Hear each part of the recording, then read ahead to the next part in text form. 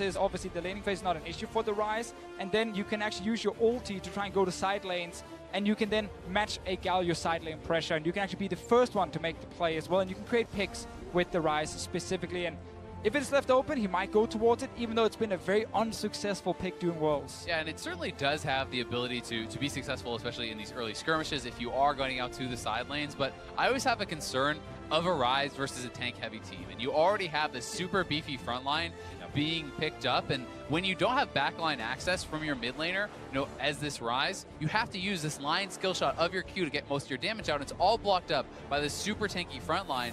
You often are not putting out the kind of pressure you need to, but okay. A pretty aggressive team from Misfits here. Really just that Yasuo of aggression from Alfari, but he brings in the Rumble, only having played tanks here at Worlds. Caitlyn as well coming in now from SKT. They did not show AD carry in the first phase. They lost the two main late game carries they like to pick for Bang, and he goes over to Caitlyn. It's not with the Janna, who is sitting there and just perma pushing the lane 24/7, but Trundle is still more than fine down in this bot lane here to still play this very aggressive early laning from Caitlyn.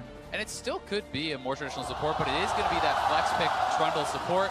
Jace up in the top side into the Rumble. That's somewhere where there might be a lot of jungle attention because it is this carry versus carry matchup. But it's very clearly a focus on the early team fights for Misfits with the Taric, with the Rumble ultimate, using J4 to actually set up that equalizer very well. But I think that SKT are going to have some very strong lanes and going to be able to kind of withstand that perhaps already with the Galio. You have a pushing bot lane with the advantage of Caitlyn. You have advantages on the top side as well. I think that's why Power People is saying, you know what, screw it. I don't care about late game. I need something early game that can try and snowball my team here. Goes for this Ryze pick. We have to remember that Galio could still swap to top, which is where it's sitting at the moment, and you put the Jace mid. We saw Xiaohu early in the tournament take the Jace specifically against the Ryze in that mid lane, so SKT have that option still. Yeah, and building into something like the Adaptive Helm as well as the Abyssal Mask on the Galio into the Rumble matchup can make it very hard for Rumble to really kind of push those advantages. And Rumble is a pushing champion if you're going to be pushing in, but not relevant as they have a swap out there. So will be Galio mid is the more standard, and I think works better in general because of the access to both of the side lanes. Also gives a very strong top lane for both teams to actually play around. It's not the standard tank be tank up there. Both junglers can definitely start paying attention towards it, even though SKT's strategy has actually been leave Huni alone. He's on an island, and then you play around bot side with all your vision. When you have a Jace against the Rumble, you gotta respect that enemy jungler can show up and kill your Jace, so we should see some attention towards it from both sides. Seeing that attention, we have the Jarvan on the side of Maxlord, definitely having a little early game potential. Where does he find this for Misfits? Where is the best place to go? I mean, I certainly think that you can get over to those side lanes. It depends on where pressure is, but for Power of Evil and Maxlord, I think there's a lot of onus for them to go as this team, up to the side lanes, try to get something done. I do think that if Huni is pushing on Jace, he could be susceptible, and that's somewhere we can see them try to make a three-man play. All right, about to be onto the Rift. Our second quarterfinal matchup almost underway. SK Telecom T1 versus Misfits Gaming from Challenger to World stage. Trying to make an impact on the league scene here. And the team is more than ready with social media tweets and confidence and ready to win. I'd say they've already made their impact, right? They've made their mark on this tournament. This team has had such incredible improvement throughout the year and really has shown that they're not to be underestimated. And it's been, again, a fantastic year after they joined in the spring split, qualified through Challenger. The team went to Korea to bootcamp for a full month. They picked up Kakao. They found Power of Evil as well. And then, of course, they had Hansama. They had Alfari and Ignar already. Spring split was okay for Misfits. They made it into playoffs. They couldn't make it all the way to the final. Ended up swapping out the jungler. Maxwell came in as a big shockhole, the big leader. And while it took some time for them during the summer split to really reach their level, they made it all the way to the final. And then now they made it all the way to the quarterfinal at Worlds as well. And they've been underestimated the entire way. No one actually predicted Misfits to be the team who could sit here and now challenge H2K or SKT. That was a little bit of European in there. and the biggest thing for me now is seeing, can they go that next step, right? Because in that finals, when they made it against G2, against this top quality team who had time to prepare, they were handled very well. It was a 3-0 for G2, and now going up against an even stronger team who has had time to study, who has had time to prepare. Can you challenge this team? Question of, well, if Maxlord can keep his jungle pathing different from game to game, is SKT a team that very good at utilizing their subs from Easy Hoon to Faker, and now in the jungle, Peanut and Blank back and forth. They do it constantly from season to season. And both junglers starting, looks like they'll be on opposite sides then. Yeah, so very important to track both of them, especially Maxwell going buff to buff here. Once he hits level 3, might try and look for an early gank, but he of course needs a little bit more before he can actually do it. There is a possibility, you know, if you can actually push in bot lane, reset that you can gank someone like a Trundle. The Trundle is not tanky at all in the early stages of the game, does have trouble escaping from some of these ganks if you can land something like the flash stun from Ignar. And Ignar actually going with a very kind of aggressive melee trading style. Thinking Grass the Undying is certainly atypical, but I think it's an adjustment because specifically of this matchup against another melee champion where you can actually get use out of your passive, and having the grasp is going to make your trades that much better. And the Caitlyn is going to be a big question here, because Caitlyn came into play because she could dominate the bot lane. She could deal with these Relic Shield AD carries and these supports like Lulu Janet that could never punish her, and she could just slowly take your tower.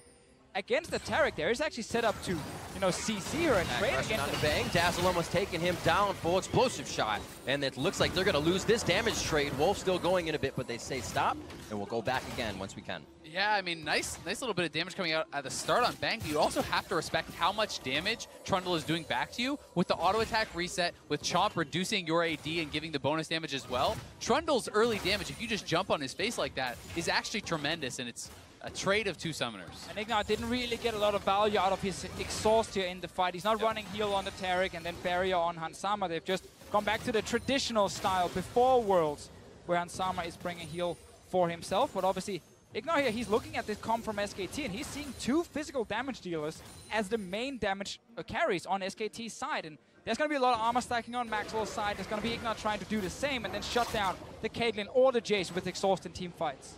It's also worth mentioning, we haven't touched on it yet, but this is a Stoneborn packed Trundle. So this is for Ardent Sensor. And one of the things about that is you're exceptionally squishy. So you are playing a melee champion, and Trundle sometimes can have trouble contributing much if you cannot actually get up in your opponent's face. You have the pillar, you have your ultimate, but past that, you really are not contributing a lot with these really squishy builds if you're going to go for the Ardent Sensor and Redemption. It is the pillar build, basically. All you do is you land your pillar, that applies the Stoneborn here, so when people are hitting the champion that got CC'd, they get healing back from the Earth and Rune, that it of course puts on as a little debuff, and then you get the Ardent Sensor proc for yourself. Faker though, he's moved to the top lane.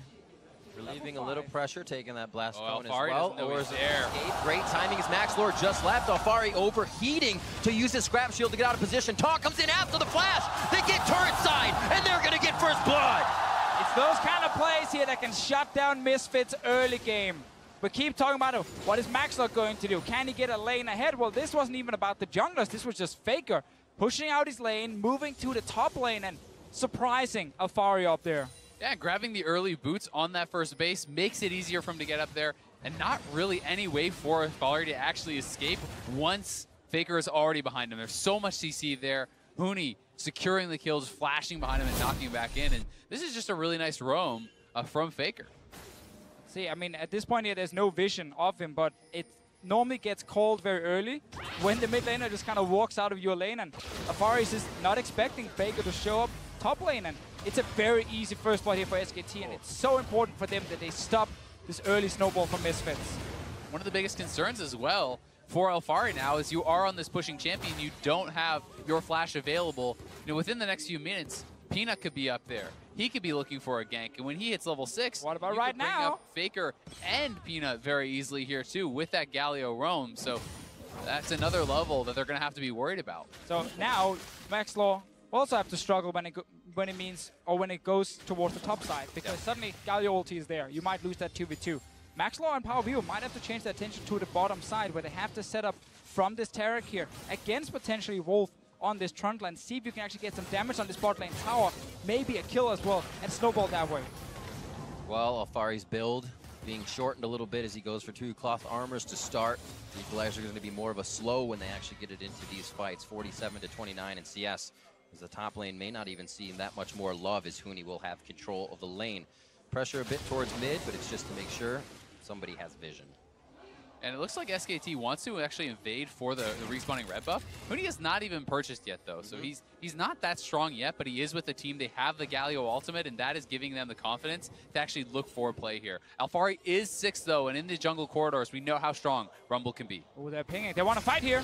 Or making a move. Huni doesn't like the situation as Alphari moves down from the bot side. Remember, Huni's flash was used in the last engage. Faker tries to come in, and they are going to be able to protect each other for just a moment. Maxlor finds himself going down as Peanut routes around the back of the fight. Is the issue for Misfits when it comes to playing around the top side. You have to respect the Galio ulti and also the damage that you get early game from a Galio and even a Jace. Despite him not buying, he's still level 6 and the base damage hurts. Misfits lose that trade and now down 2 kills already. Very low Hans Sama trying to trade with Wolf a bit, but Bang gets the better of Ignar's HP. Wolf will just kind of sustain up here in lane if they don't trade too much. They still have a bit of control. And we talk so much about Misfits trying to get ahead in the early game. They got to do something now. Bang's flash now down. They might be able to get the kill onto Wolf as Bang barriers out to get any protection for him. And Hans Sama went down without getting the heal off, and that is so big because that's 1 auto away from getting a kill on Wolf. The flash now down from all of the bot lane, from the mid laner as well. No flashes are available across the board for Misfits, and the early game really not going the way they hoped. All going horribly wrong for Misfits.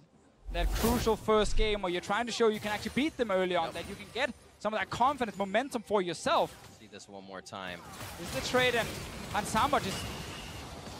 Oh, and he even flashed there. Yeah. You're just not understanding how much damage was coming through with the Peacemaker coming through, with that guaranteed crit headshot coming through. He had the early heal, and he tried to flash forward and actually land the stun, but wasn't able to get it going, and unfortunately, they are now way behind. And you can't make those kind of mistakes against SKT. Like, we already know that you need to play almost a perfect game to beat them.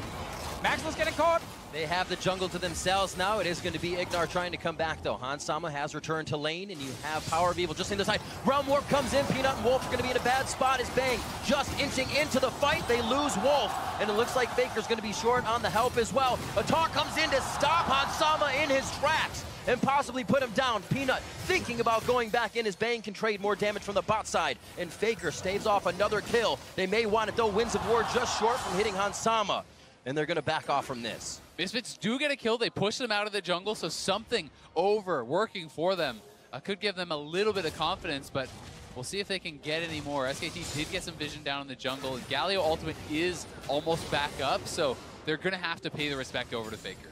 All right, 1 kill back here still. Misfits Gaming, definitely not the start they were looking for. Right now, almost down 2,000 gold. The Caitlyn in the bot lane is just farming, not getting any damage on the tower, but not getting shut down either. Power of Evil trying to do what he can in mid lane, but it's so hard against the Galio. It certainly is, and SKT wanted to go for this aggressive early invade, but you know the Rise ultimates that you had talked about earlier actually did come very heavily into play because SKT is making this move without Galio ultimate being up. So despite the fact that they get a lot of damage down early, the Rise roam comes in first. Yeah, and also we have Bang right now returning from base. Just an over-aggressive play here from SKT, making a mistake on their side, getting punished for it instantly. And Sama hoping you get a second kill on the way out. But because of Faker's early taunt here, catches the Tristana instantly and blocks any incoming damage.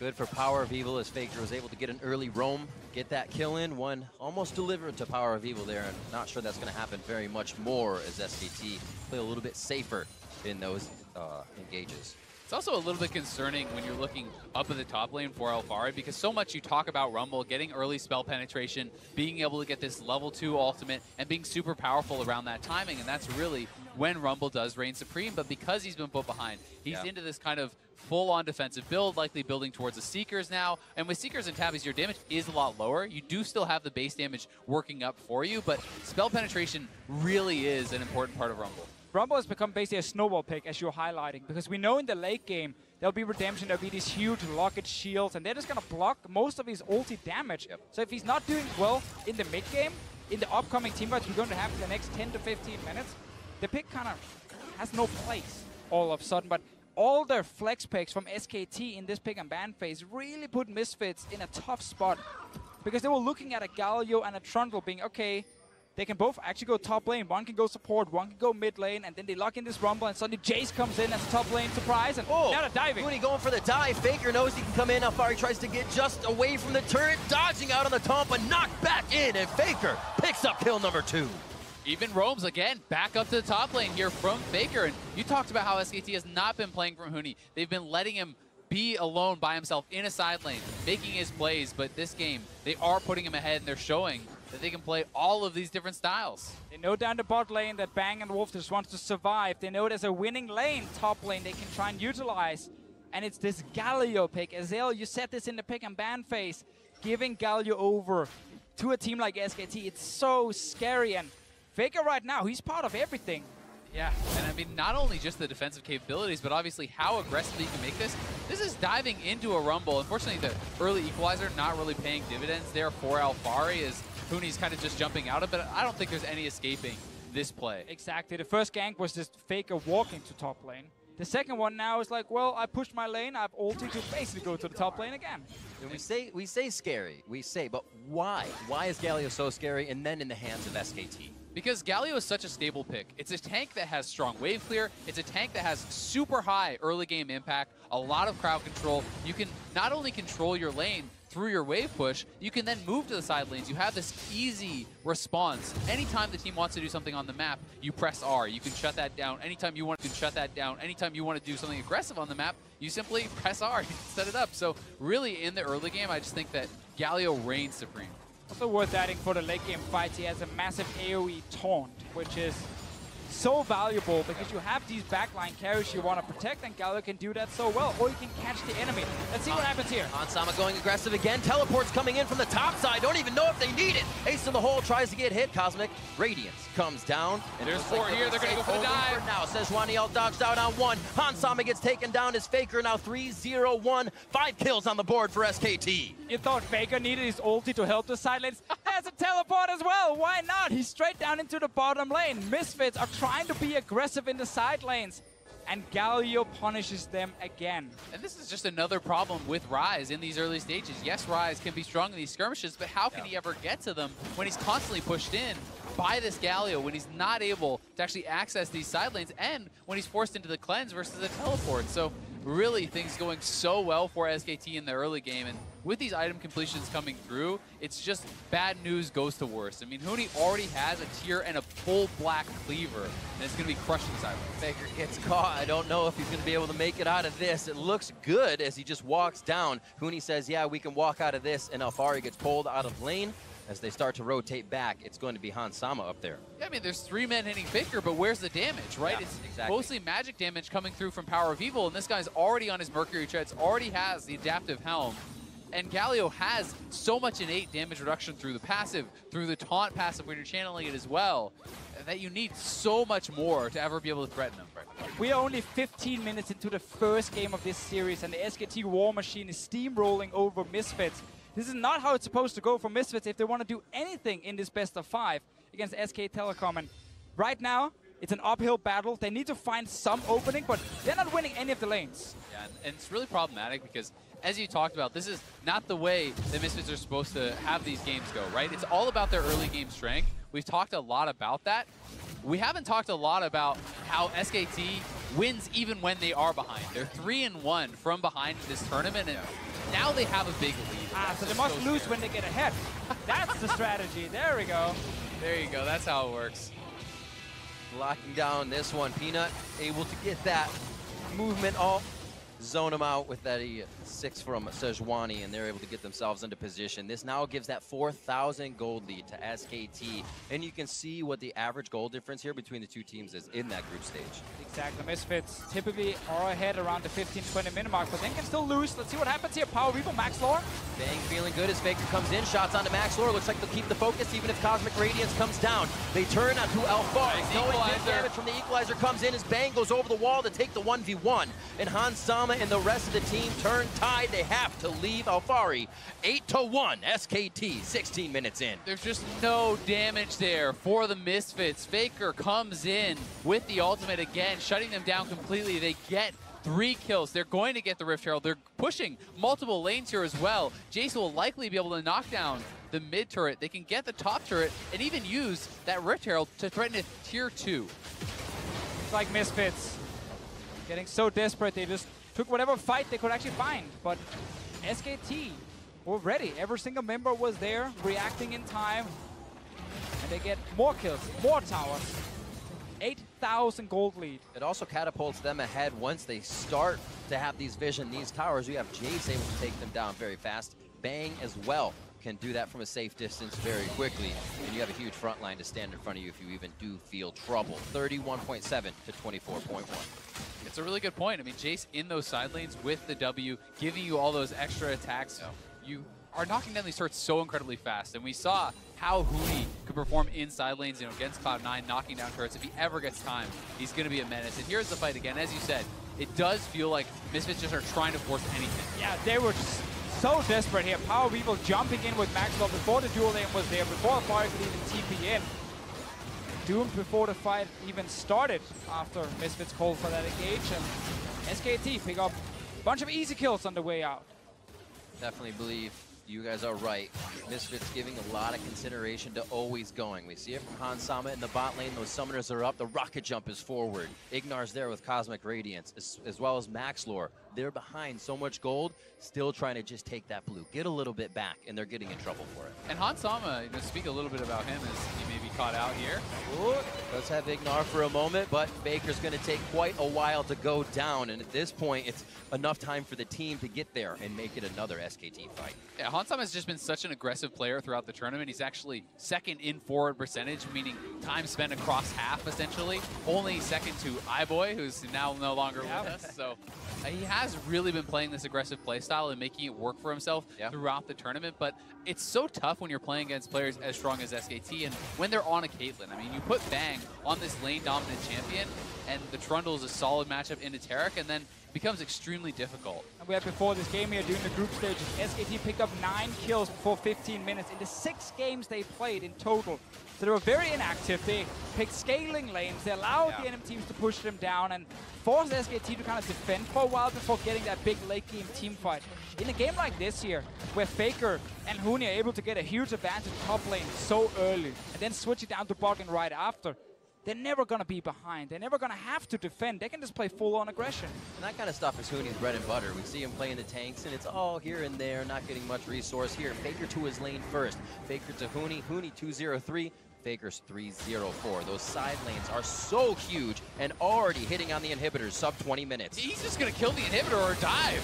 Oh, that's the ultimate coming in from Peanut, but Alfari doesn't look like he's going to make it much farther. Huni standing on the equalizer, has to get out. Shock Blast. Just on the coattails of Alfari as Rift Herald is taking down mid. There is so much on Misfits' plate, and they don't know what to go for first. I mean, this is just complete dominance from SKT, almost knocking down the inhibitor turret as that Rift Herald is pushing mid. They knock down the tier 2. They put damage on the mid inhibitor as well, and this game just feels like it's completely out of control. 10,000 gold lead before 20 minutes, and it's hard to see a world in which any team comes back from this, let alone Misfits against SKT. Oh, for sure. Misfits late game definitely been an issue doing Worlds, doing even the EU LCS, where they have struggled that part of the game, which is, of course, why we keep talking about them getting early leads if they want to win this series here. But for now, there's going to be 5 players on your screen. There's going to be a coach backstage, all thinking about next game.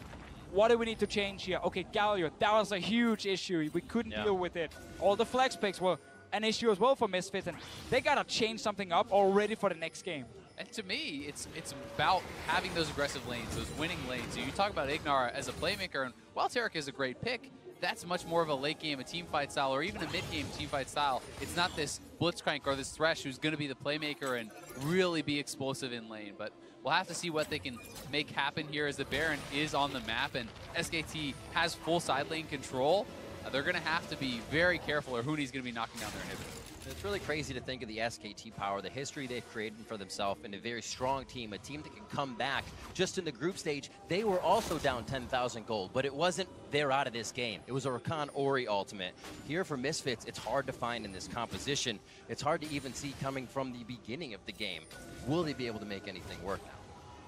And Koma has talked about the fact that SKT uses group stage to scout out other teams, to figure out what their weaknesses are, and then they look to improve upon them, right? They're identifying weaknesses. They're drafting more towards early game already in this first game here against Misfits. And you know, for all the criticism that they have gotten about their early game, look at what they are showing us so far.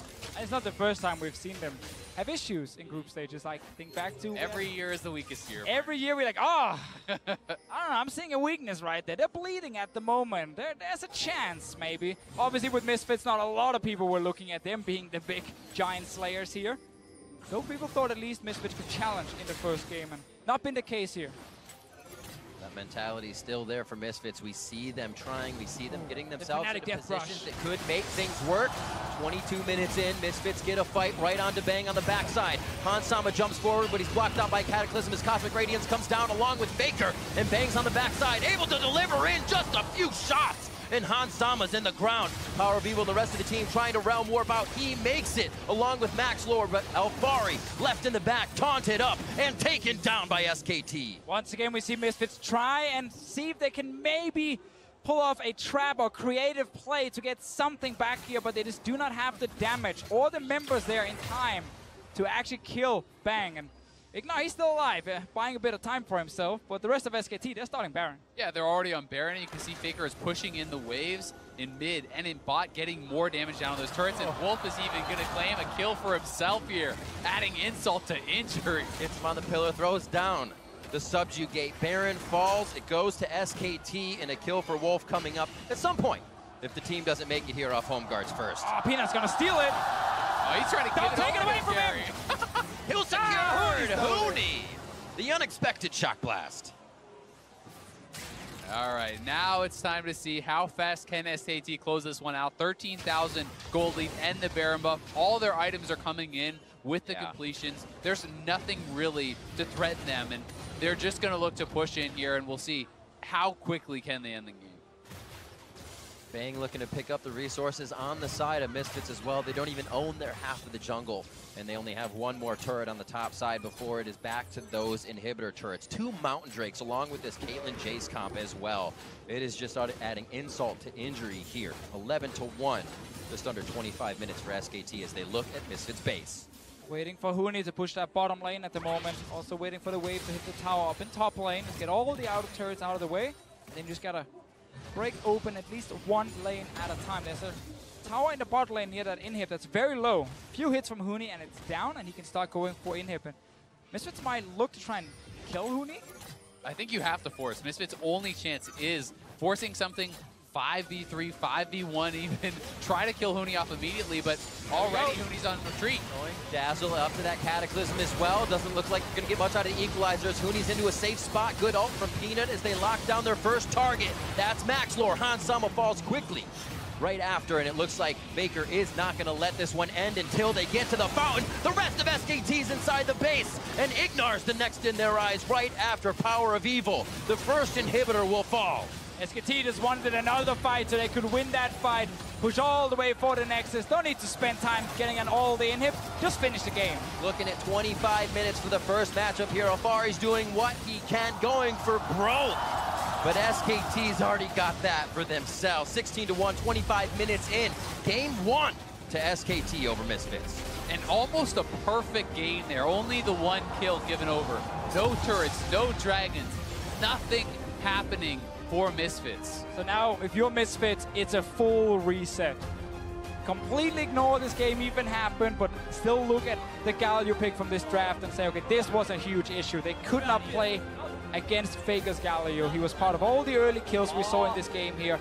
And after that, you also got to talk about nerfs. We saw suddenly people dying without using heal, something we haven't seen during the group stages. We saw Faker go missing and no one seemed to call it. A lot of issues right there for Misfits. They got to fix that completely for game 2 if they want to do anything. I mean, it's such a next level of pressure when you're on this massive stage in a best of 5 against the best team of all time. Knowing these guys' reputation, it's got to put a little bit of fear into you. Oh, for sure. I mean, SKT are very nervous. When you think about those, you're talking about not calling the calling the Mias and whatnot when Faker was gone. That was his first back. You know, you only think he's back. That is a worry. Now Misfits has to say we either go back at Bang or we go at Faker now. And they have to decide Faker or Bang gets one of their champions at this point. And to me, when you are already drafting Karma and you're assuming this is going bot lane with Tristana, you're already pushing. I think you should be targeting the AD carries, trying to get some sort of an advantage down on the bot side. And Sivir traditionally is used as an answer to Tristana. So this is interesting as an adaptation. Not something we've really seen picked or banned hardly at all at Worlds. And SKT actually leave Trundle open. It's a great pick for Alfari up in the top lane. We'll give another good lane for Misfits to play around, or even leave to just play 1v1 and then let the Trundle just outsail in the split push game. I'm also looking at Twitch just because I think Bang's Twitch is so amazing in the late game. It's so difficult to play against, but this tells me that Misfits want Bang to pick a late game scaling champion, a champion that cannot win in the early game, and then Misfits can try and bully the 2v2 lane. And I think that makes a lot of sense, right? Why worry about the late game of SKT? They're going to have an incredible late game. Whatever they pick, this team just plays so well around the map. They're so well coordinated. The best way for Misfits to win is going to be aggressive, to really get in their face, snowball these advantages. And against this Telecom, I think there will be opportunities for Misfits to do just that. 100%, especially if they have the Karma in the bot lane to just perma push to the tower, use Tristana's ability to kill towers early to try and snowball the game here. Now we still gotta wait and see if Karma will go mid or down to support. PowerVivo is the kind of person who's played Lulu and Karma in the past. This is a counter pick now top for Alfari, and he goes with Gnar, not the Trundle. So why I think this makes sense, and perhaps a matchup that we would have is more even. I think Trundle makes a lot of sense, but it wins the game generally more slowly. It's through split push, it's through map play, it's through controlling your opponents and playing a more slow style game. Whereas the Gnar, I think, can have advantages over the Cho'Gath in the early stages and then can be a playmaker. You can TP down, you can get these big Mega Gnar ults that could perhaps turn around a game. And I think that's what they're looking for, and it is going to be the Karma mid, as I called out earlier. So we have the Blitzcrank being locked in now. The Gnar, just before that, everything for Misfits says go forward. They take out the Sivir for lane control. They also take out the Sivir so they just don't get their fights run away from, and SKT can exit and be safe. This could be an awesome game for Misfits, but again, they have to act early as SKT finalize their last pick. Yeah, and we do have to remember Faker. He has his pick of the litter. He has the counter pick here, knowing that it is the Karma. They leave him for last, and he selects the Corki. So we're going to have to find out, how can Power of Evil hold up in this matchup when there is Jarvan, when there is this early ganking threat, and if he gets behind, Karma can sometimes really, really struggle, but does have good early game power. Definitely very strong in the laning phase, and Corki's not that scary of a laner. He's much more focused on get Trinity Force, then start making plays, and of course scaling. So SKT have gone back to a draft we would see in the group stages, where it's a lot of scaling down the bot lane, in the mid lane as well, even in top lane for Huni in this game here. They don't really have any lanes where you're saying, wow, they have to win through this one lane in the early game. It's actually just play very safe, calculated, get your defensive vision. Everything is just screaming aggression from Misfits. Multiple lanes that can actually go aggressive and try and shut down SKT. And I just think it's so smart, because you know that SKT is going to have this almighty late game. They're going to be so powerful. Go for a early game. Be super aggressive. And I think we're going to have to see a fantastic game from Maxlor, despite the fact that you have this Blitzcrank. I do think you still need the jungler to be proactive. Yeah. You need Maxlor getting involved, and that could be tough in the Jarvan versus Sejuani matchup. SKT putting their foot down in game one. Misfits now realizing this is the real deal. Second quarterfinal matchup of SK Telecom T1 and Misfits Gaming heading into game two right now. And we are about to be on to the Rift. A reminder that all throughout the knockout stage, Pentakills, Baron Steals, activate the mystery gifting bonus. Increase your likelihood of rolling a legendary or esports skin. Pentakills and Baron Steals. We'll see if any of those happen within the game. We do have that Kog'Maw. We do have two junglers that are very back and forth with getting those steals, or a team that'll give them up when ahead. So the chances, I feel, are quite high. I really also want to see Alfari on the Gnar here, because I typically don't think Gnar is that great against Taric. It's very easy to see the Gnar engage when he's kind of jumping towards you and you time the Taric ulti with when Mega Gnar hits. It also doesn't synergize that well with Sejuani because he's a ranged champion, at least in mini Gnar. So there is definitely some questions regarding that one, but also it comes down to comfort for Fari. If he knows, okay, he can actually get ahead in this lane phase, use this mid-game then to TP in with his Gnar, and then have the big Mega Gnar ultis on multiple members, well, that is a way then to actually get kills for Misfits. Seeing the call in the mid lane start for Faker. Says we're going to go ahead and hang back. Do what we can to farm. Faker as well, another champion that can get those side lane roams if he wants. Get the package on, and he can be there in an instant. Peanut towards the top side is actually just a line of scrimmage here before teams even dip into each other's jungles to feed. See what's going on. A little bit of vision down towards the bot side as Faker can stay safe watching Ignar in the brush. And we did see Ignar actually against TSM, I believe, level 1, go in, force the flash out of Bjergsen. So was looking to see if there was any opportunities for that play, but perhaps because of the research that SKT has done, they know to play very defensive. 4-man line of scrimmage around the blue buff. No chance of Ignar actually getting in there and stealing away the blue or forcing an early summoner. I think that just speaks so much to their preparation. It's important to highlight that it's now the second time we see this Blitzcrank from Ignar here. The last time when they played it, all eyes on the bottom lane. We had jungle ganks, we had mid lane roams. They were playing around Ignar's Blitzcrank here, trying to force aggressive plays to see if you can get ahead early. Because again, you're not going to build the typical art sensor on your Blitzcrank. That's actually moved over to your mid laner, the Karma. But it will, of course, affect Karma's scaling going into the late game. She's not going to be that strong, at least not compared to a Corki. So it's very much get ahead early game for Misfits, snowball the game, and win before you go full late game. And while the Karma herself won't be that strong, when you do have a mid lane Karma, if you can have that Ardent Sensor in the death gap as they're jumping in, and this could actually be... Dazzler goes down, Wolf takes a hit, that's going to be an explosion down below 100 HP, but he's saved, and that's going to be the heal and flash for Wolf. Ansama might have wanted to commit to that. I mean, one more auto, he actually gets that proc on the explosive shot, may have been the kill there, but he does hang on to both his summoners, and they have forced both of them out of Wolf. They have so much pressure in the lane here. Blitzcrank just applies this non-stop pressure towards you whenever he moves past the minion wave. You know there's a chance he hooks you in. There could be a jungler there, or you take a bad trade because the enemy AD carry is ready. Let's see here. We get that first gank in the bot lane. Oh, they have the ward down. TP coming in, and that is going to be big pressure. They get on to Bang. Now both of his are blown, and they are going to have to back up towards the side. It's going to be Maxlor going very low. He takes the tank first. First blood going over to Bang. He's still alive, but goes down to the explosive shot. The Cathian Surprise won't do much damage, and Misfits make it out. The last Bang. Yeah, Misfits trying to make a very aggressive play, but it goes so wrong for them, and SKT able to handle this. They took way too much damage on the initial play. Going in, Ignar's already pushed out, and Maxlor goes down so fast, and not only does SKT get first blood, they get 2 kills. They're both on the Kog'Maw, and that's going to be rough. Yeah, Misfits actually want to kill Wolf here. There is no summoners on this Taric. He's level 2. He's very easy to burst down and then step away.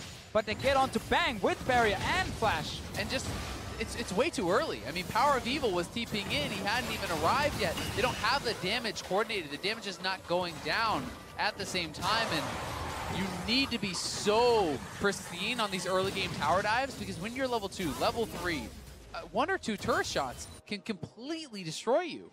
Exactly, yeah. So the coordination not on point for Misfits, and this was the comp that needed to get ahead early. Down 500 gold now, 2 kills over to Bang, as you highlighted just before here. Still big CS difference, and there is still pressure for Misfits in the lane because Bang has no summoners. He will die very quickly if he gets hooked in. And they need to continue that pressure now. That's the only way that you can really, you know, kind of get this back, because they did get a kill over on Hansama. He has a decent buy, and if they can continually make plays down here, and there's this couple-minute window where Bang is not going to have that flash, and you really can try to pick on him, but I feel like if you can't exploit him during these couple minutes, then it's going to be very hard to do so later. But it's one of those tough mistakes to make in this early game, because you were trying to reset after the last game where everything went wrong. You're trying to mentally get ready for this one, actually get some momentum going for your team, and then the first play you make, it wasn't even necessarily an outplay from SKT. Bang just clicked Barrier, then Flash, and stood still and just shot at everyone right in front of him. They're like dying and just over-diving. Peanut having eyes on Maxlor. We see Ignar throw out the hook there, knowing the junglers wouldn't be present on the bot side. Flag and drag over the Dragon Pit was missed, but Maxlor is just out of mana. He's going to need the team to help him out on this one. Faker just getting back to lane, so he won't be there. And just as Peanut can get back over the wall, he does so. Flash blown. Yeah, smart that Peanut flashes behind that dragon as fast as possible so Ignar doesn't actually get him with the hook and pulls him right back in. So Peanut did stay alive, but again, lost that summoner spell. Maxlor, level 4 on this Sejuani, needs to go back and get full mana before he can do anything, but he needs to get right back out on the map. They have to make another play. Yeah, they certainly do, because, I mean, so far in the top side, it's actually Huni that's getting the better of Alfari, but Alfari, level 6, Meganar. Will be the solo. Misses the wallop, also misses the Q, and Huni's going to be able to walk out of this one. Alfari not really feeling it, not understanding what other pressure was going to be coming in. Also good use of the minions there from Huni's side to step behind the minions so Alfari could not throw the house in his face. And you have to respect the fact that if you go up in melee range as that Gnar into the Cho'Gath, with the cannon minion hitting you, with the feast available, the damage can get turned around so quickly back on you. Pushing in is Hans Sama. They still have a bit of control over this lane, and by that, 52-30 in CS. We have to realize what Bang has in kills, though. Kind of makes up for that for now. We'll have to see if they can fight back. Feeling good to go for a dazzle. They just miss and give Bang some time to farm under turret. This is almost more important than kills for Misfits, the fact they keep getting damage on the bot lane tower. Because once you take down the first tower, again, you open up the map. Blitzcrank can start roaming more aggressively.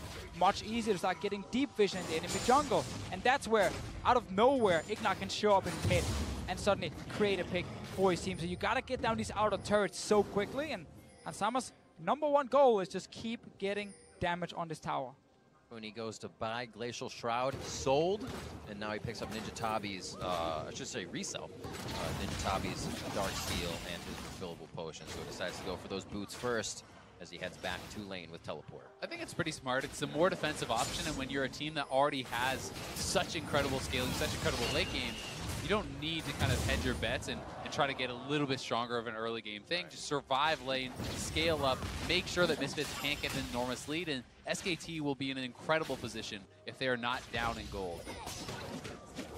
Heading in, might get a chomp down if he gets the chance. Blows Alfari's flash in a 1v1 situation. Coming back to lane a bit stronger.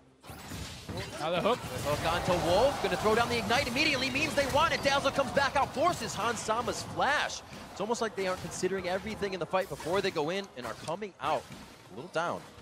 Yeah, 2 flashes down now, both from Alfari and Hans Sama. Sure, of course, Wolf used both summoners just before here, but the fact he gets a flash in exchange is big for him. Maxler, though, is trying to gank again. And they do have the TP back up from PoE. They may try to go for this play one more time. Maxlor is moving over, but it seems like there is some hesitation on if they can try to make the play happen. And meanwhile, topside, SKT is going to look for the dive. Half-bar Alfari looking to get himself strong right onto Bang. That's going to be the barrier immediately. Cosmic Radiance as well to negate the damage. Hook. Beautiful pull onto Bang. Hans Sama goes deep, and it's going to be the explosive shot to take down Bang.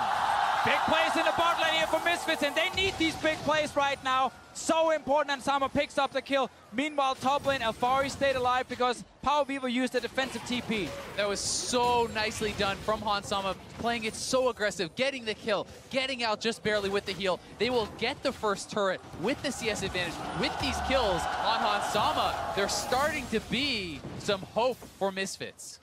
It starts off as well in the bot lane, but the top lane gank did not work. SKT wastes a slight bit of time there. They knew where Peanut was, and they were able to go super hard on that bot lane gank. Seems like the communication is still on par for these guys, but it's only 2-2. It's 15.3 to 14.4, anybody's game. Exactly, and they need to keep pushing the pace as they were trying to do down here. Maxlor makes the move, does nail the ultimate on the Kog'Maw. Very quick, Taric ultimate was dropped from Wolf, which I think gives SKT some confidence that they can fight this, but Bang, honestly, he should have been able to flash that hook. That should have been an easy flash for Bang. We saw him do it the last time we had this tower dive here where he got 2 kills in return. This one here, he gets pulled in, takes a lot of damage first, and then, of course, Hans Sama can jump in and finish him up with some fancy moves here. We saw it yesterday, or sorry, last game between these two teams. Almost felt like yesterday by now. You know, this is a whole new day, whole new game. It's in the past division. It's in the past right now. 0-4 Hans Sama. Not a good game from him, but this one here, much better start. Yeah, way better start. And, you know, as I was talking a little bit about earlier, while the Karma itself does not scale exceptionally well as far as the damage you're putting out, it does give you this super powerful support, essentially, because you have all this gold getting funneled into the Karma. You can complete your Chalice, your Ardent Censer, all these items much more early, and then you can get something like a Death Cap and have these super low cooldown, super powerful shields to allow Tristana to play aggressive. It's all, again, screaming early to mid-game, because late-game, it's all about Hans Sama's damage, and he's against a Jarvan and a Cho'Gath and a Taric stacking armor. It's going to take forever for him to kill anyone, so now with the early tower gone, Misfits need to make a decision here. Do they want to push up bot and take a Drake? Or do they want to go straight towards mid and top lane and go for more turrets? I actually really like this option here from Misfits. They're controlling vision on the bot side here from SKT. They're going to try to catch someone rotating over from mid lane. But right now, SKT have no reason to rotate through their own jungle because it's a lane pushed all the way to tier 2 tower for Bang, so he's just going to push it out. And Faker's never going to go down. He's like, I don't care about bot lane. That's the system in my world. There's a Cloud Drake. They're more than happy giving that over to Misfits. I mean, for something like that to work, Misfits really needs to commit to actually pushing towards that tier 2. If Tristana wants to start towards sieging it, then you can make plays like that work.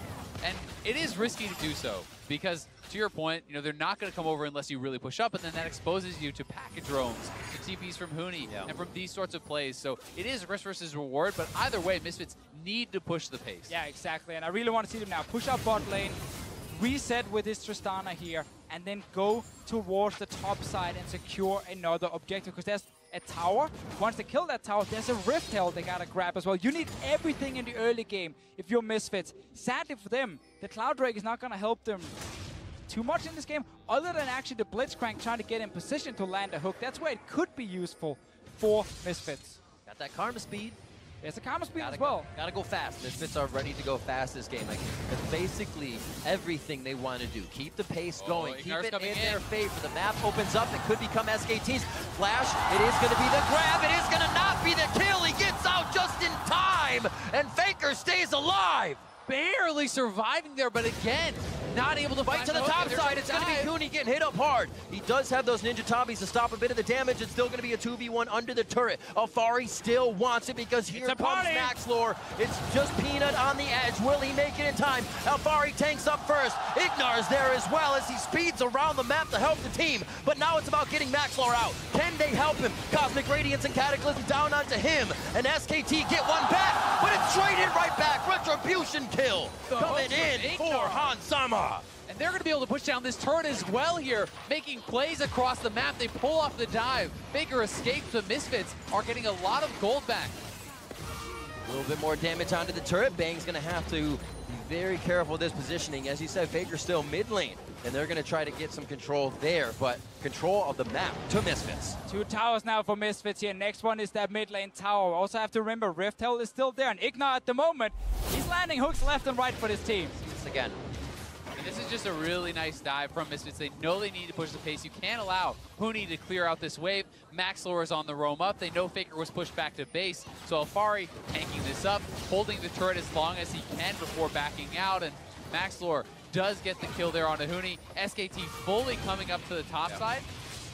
I will say that perhaps the Nar could have taken one more shot, and that might have actually allowed Maxlore time to get out, but either way, really nice play. It is Alfari's birthday. You don't tank tower shots on your birthday. He's okay stepping out there. This graph we showed in game 1, we want to show it again because this is exactly how we expected this matchup to look. Right. Misfits, the red line, getting ahead early game, but then tend to struggle in the late game. Same thing in this game, especially with the composition. Exactly, and that's why we keep talking about pushing the pace, keep talking about extending your advantages, because what they have is not enough and will not carry them through to a victory in this game just yet. But the advantages they have now, when you look at this Tristana backed up by this mid lane Karma, is going to be a lot stronger than Bang on the Kog'Maw, who's just sitting on a wit's end right now. So you need to continually take objectives, get what you can, crack open this mid lane, and then perhaps use that to threaten the inner Azor set of vision for this Blitzcrank. Power Evil not rushing Ardent Sensor in the game here, going for a thief instead. Very, very powerful when he actually gets to add utility to his team. It's going to be hard to kill anyone from SKT's side, because again, the shielding coming in will be fairly huge. The healing as well added on top of it. And actually with that extra Amp Tome, he may just be going towards Luden's Echo and just getting that for the early power spike here. That is a build I've seen quite a lot from solo lane Karmas. It does delay your Ardent Sensor a lot as well, but we'll have to see what he decides to go for.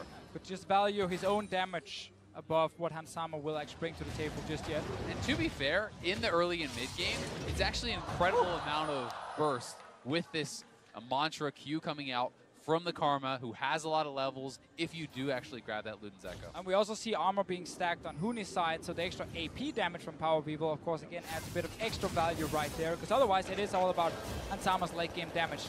Now, good damage spike here. Triforce for Faker in the mid lane. He's getting taunted back and forth as Power of Evil tries to play the lane horizontally.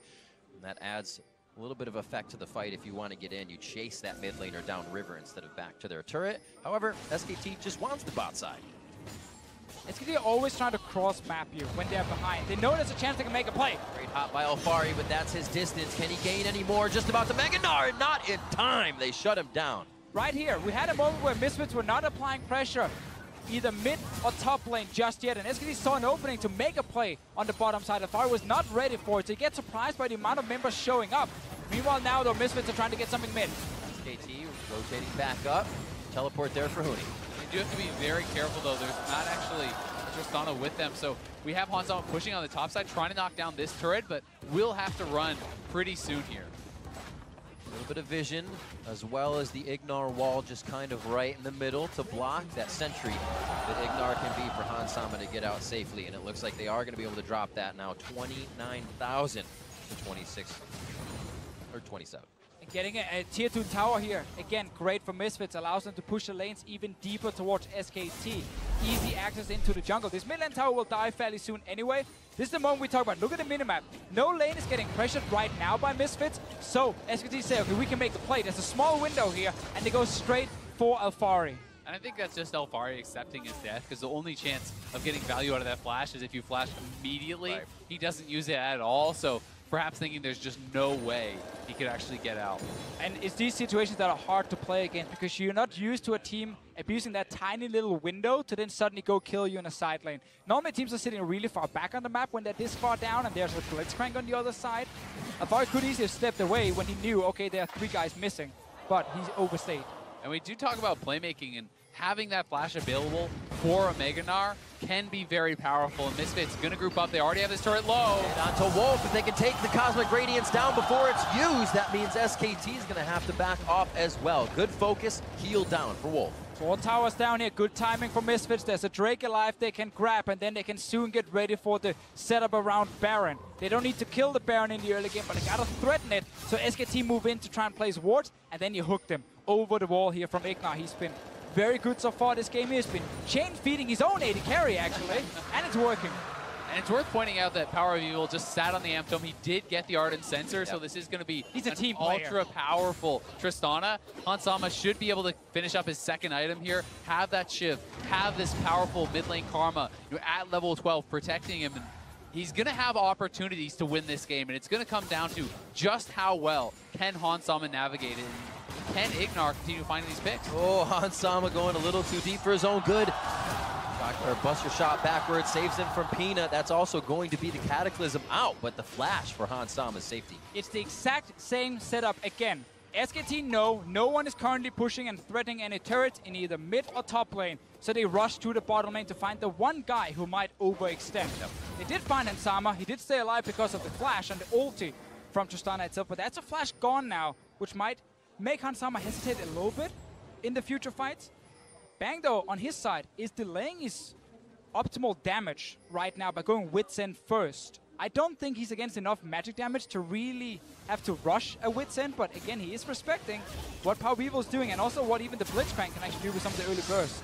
Yeah, and I think it's just simply a case of you can afford to build full defensive when you have a massively stronger late game comp, right? When you have this Kog'Maw along with the Corki, when you have this huge front line and this Taric to actually buff them up, as long as you are not falling insanely behind, as long as you are not instantly dying in these team fights, you can begin to take over. And when you have the Tabbies as well as the Wits End, that can sometimes bridge the gap to the Taric ultimate coming down. Just makes Bang right now not a big threat that Misfits have to care about. And with Baron alive, with the fact you have Max Law, who is already sitting on quite enough armor on this Sejuani, he can actually tank the Baron.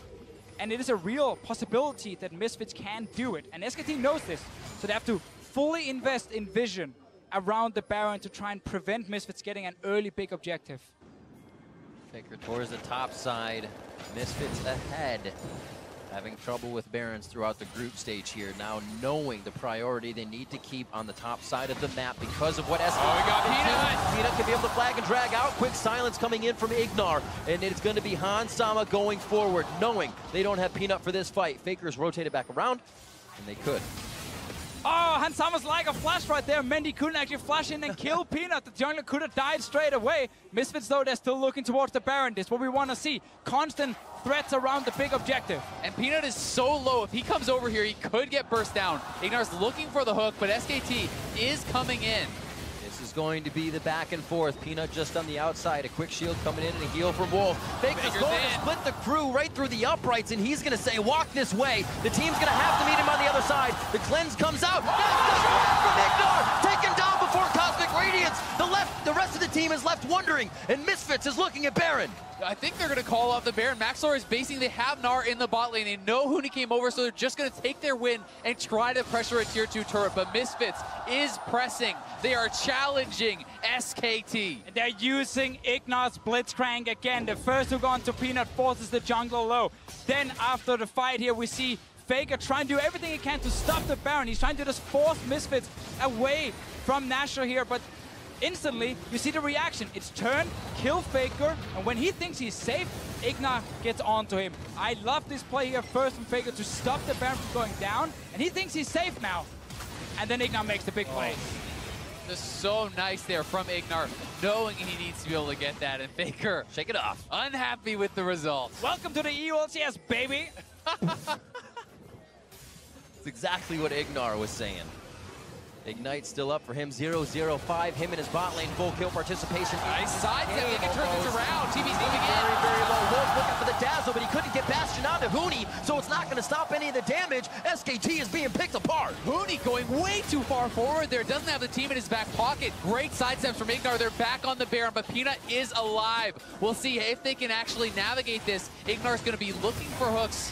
Alive and healthy, much more ready to go. He gets pulled in by not his own choice. Peanut goes down. There's no smite fight. Misfits are going to pick up Baron unless Faker hits the shot, and that's Maxlor's. No smite, no feast for SKT. Misfits are playing the game of their lives right now. Massively ahead of SKT. They are pushing down mid lane with a super powerful Tristana looking to knock down inhibitor turrets. And they're keeping the tempo going here. They're so aggressive with the way they're playing. As soon as Baron spawned, they had all the vision around it. They forced SKT to react, and they keep catching them. Consistency and confidence. From game 1, they kept going forward. Game 2, they keep going forward. And SKT's base has been broken. 23 minutes in, Misfits delivering the same medicine. Maxlor and Ignar, the alley-oop there, hits him with the Sejuani ult, perfectly setting up Ignar for the hook. The slam dunk comes in, taking out Faker, knocking down the inhibitor. And Misfits are looking so, so good. If we take a step back to the group stages, when SKT fell this far behind, they were able to delay Barons. They were able to delay their base, getting broken into it. The inhib going down early. They could just keep stalling with defensive vision. This game now, 24 minutes into it, Misfits already secured the Baron, already got the mid inhib.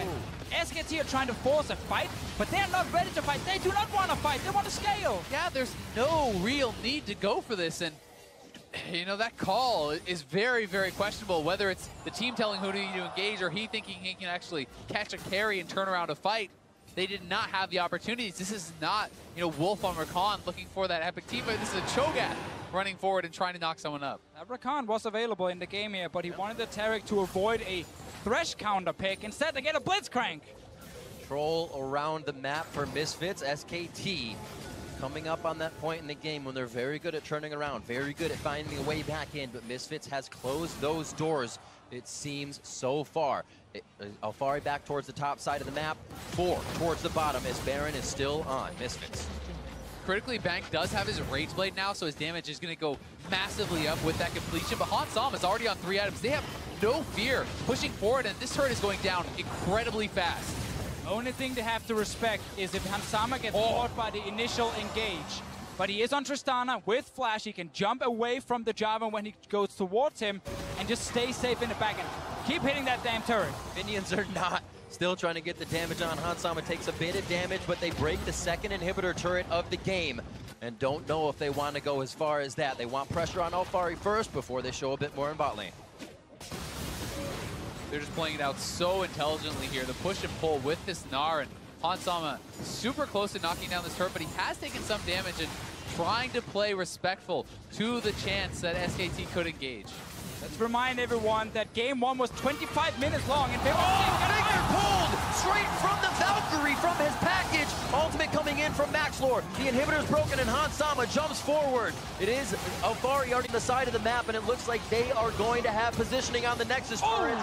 Flash towards the fountain, Bang stays alive. Going mega. Very low and getting down, and it looks like Alfari in the back of the fight. He says, it's my birthday, I'm gonna grab some kills, and that's gonna be a pickup for Hansama. The Nexus is gonna be open, and Misfits are going to find the victory in Game 2 over SK Telecom T1. Do you believe it? The Misfits from Challenger to the world stage, challenging SKT, get destroyed in Game 1. Yes. Bounce back, making it that much more impressive.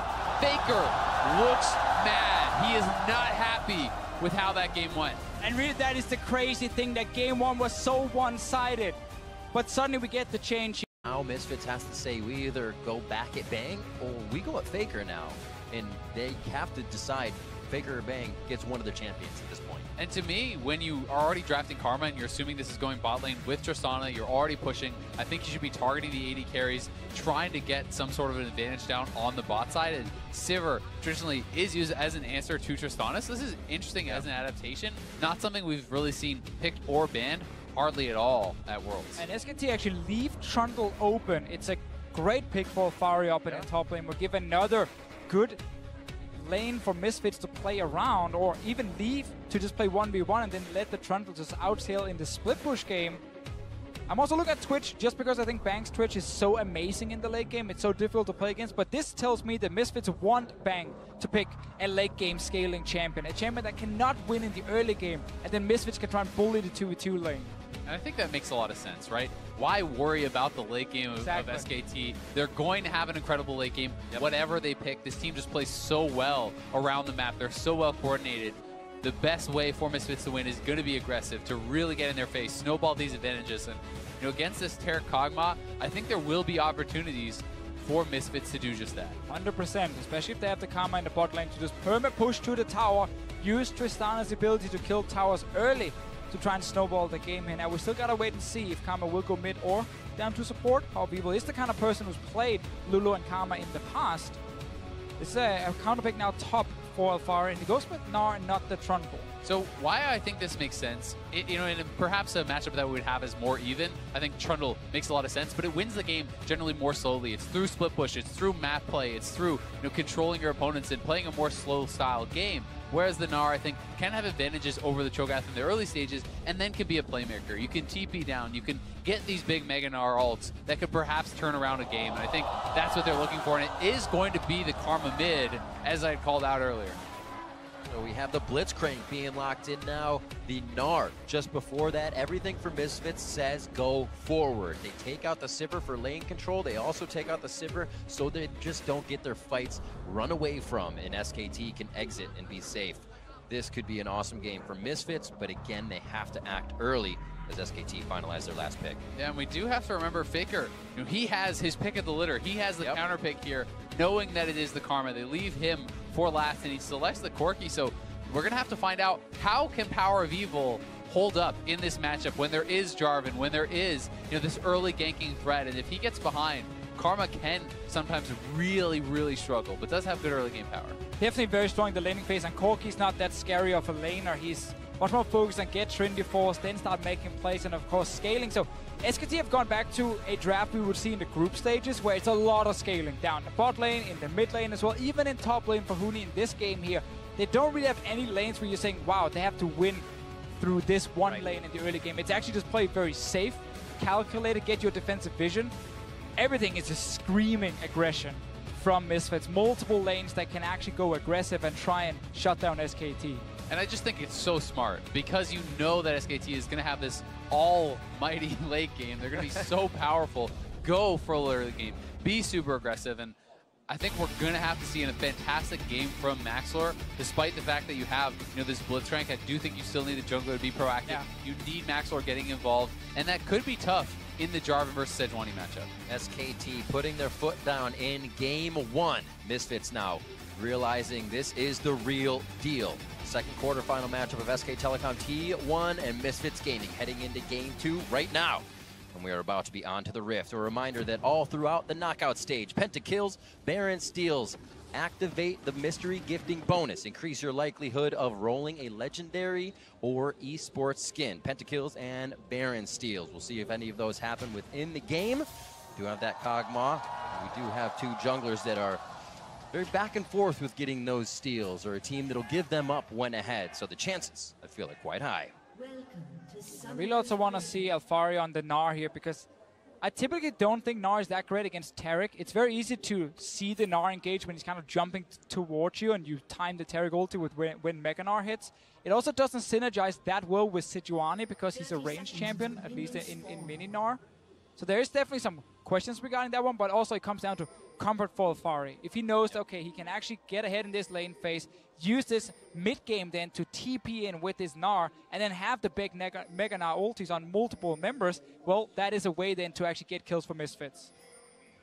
Seeing the call in the mid lane start for Faker. Says we're going to go ahead and hang back.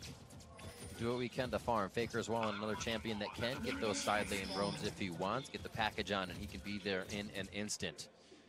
Peanut towards the top side is actually just a line of scrimmage here before teams even dip into each other's jungles to feed.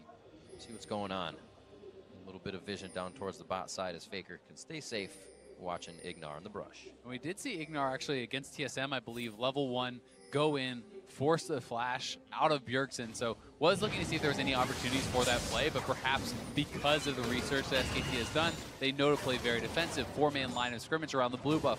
No chance of Ignar actually getting in there and stealing away the blue or forcing an early summoner. I think that just speaks so much to their preparation. It's important to highlight that it's now the second time we see this Blitzcrank from Ignar here. The last time when they played it, all eyes on the bottom lane. We had jungle ganks, we had mid lane roams. They were playing around Ignar's Blitzcrank here, trying to force aggressive plays to see if you can get ahead early. Because again, you're not going to build the typical Ardent Sensor on your Blitzcrank. That's actually moved over to your mid laner, the Karma. But it will, of course, affect Karma's scaling going into the late game. She's not going to be that strong, at least not compared to a Corki. So it's very much get ahead early game for Misfits, snowball the game, and win before you go full late game. And while the Karma herself won't be that strong, when you do have a mid lane Karma, if you can have that Ardent Sensor in the Death Gap as they're jumping in, this could actually be... Dazzler goes down, Wolf takes a hit, that's going to be an explosion down below 100 HP, but he's saved, and that's going to be the heal and flash for Wolf. Ansama might have wanted to commit to that. I mean, one more auto, he actually get that proc on the explosive shot, may have been the kill there, but he does hang on to both his summoners, and they have forced both of them out of Wolf. They have so much pressure in the lane here. Blitzcrank just applies this non-stop pressure towards you whenever he moves past the minion wave. You know there's a chance he hooks you in. There could be a jungler there, or you take a bad trade because the enemy carry is ready. Let's see here. We get that first gank in the bot lane. Oh, they have the ward down. TP coming in, and that is going to be big pressure. They get on to Bang. Now both of his are blown, and they are going to have to back up towards the side. It's going to be Maxlor going very low. He takes the tank first. First blood going over to Bang. He's still alive, but goes down to the explosive shot. A Cathian surprise won't do much damage, and Misfits make it out. The last Bang. Yeah, Misfits trying to make a very aggressive play, but it goes so wrong for them, and SKT able to handle this. They took way too much damage on the initial play. Going in, Ignar's already pushed out, and Maxlor goes down so fast, and not only does SKT get first blood, they get 2 kills. They're both on the Kog'Maw, and that's going to be rough. Yeah, Misfits actually want to kill Wolf here. There is no summoners on this Taric. He's level 2. He's very easy to burst down and then step away. But they get onto Bang with Barrier and Flash. And just, it's way too early. I mean, Power of Evil was TPing in. He hadn't even arrived yet. They don't have the damage coordinated. The damage is not going down at the same time. And you need to be so pristine on these early game tower dives, because when you're level 2, level 3, 1 or 2 turret shots can completely destroy you. Exactly, yeah. So the coordination not on point for Misfits, and this was the comp that needed to get ahead early. Down 500 gold now, 2 kills over to Bang, as you highlighted just before here. Still big CS difference, and there is still pressure for Misfits in the lane because Bang has no summoners. He will die very quickly if he gets hooked in. And they need to continue that pressure now. That's the only way that you can really, you know, kind of get this back, because they did get a kill over on Hansama. He has a decent buy, and if they can continually make plays down here, and there's this couple-minute window where Bang is not going to have that flash, and you really can try to pick on him, but I feel like if you can't exploit him during these couple minutes, then it's going to be very hard to do so later. But it's one of those tough mistakes to make in this early game, because you were trying to reset after the last game where everything went wrong. You're trying to mentally get ready for this one, actually get some momentum going for your team, and then the first play you make, it wasn't even necessarily an outplay from SKT. Bang just clicked barrier, then flash, and just stood still and just shot at everyone right in front of him. They're like dying and just over diving. Peanut having eyes on Maxlor. We see Ignar throw out the hook there, knowing the junglers wouldn't be present on the bot side. Flag and drag over the Dragon Pit was missed, but Maxlor is just out of mana. He's going to need the team to help him out on this one. Faker just getting back to lane, so he won't be there. And just as Peanut can get back over the wall, he does so. Flash blown. Yeah, smart that Peanut flashes behind that dragon as fast as possible so Ignar doesn't actually get him with the hook and pulls him right back in. So Peanut did stay alive, but again, lost that summoner spell. Maxlor, level 4 on this Sejuani, needs to go back and get full mana before he can do anything, but he needs to get right back out on the map. They have to make another play. Yeah, they certainly do, because, I mean, so far in the top side, it's actually Huni that's getting the better of Alfari, but Alfari, man, level 6, Meganar. Will be the solo. Misses the wallop, also misses the Q, and Huni's going to be able to walk out of this one.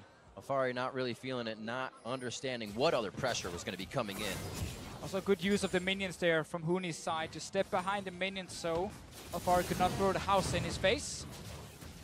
And you have to respect the fact that if you go up in melee range as that Gnar into the Cho'Gath, with the cannon minion hitting you, with the feast available, the damage can get turned around so quickly back on you.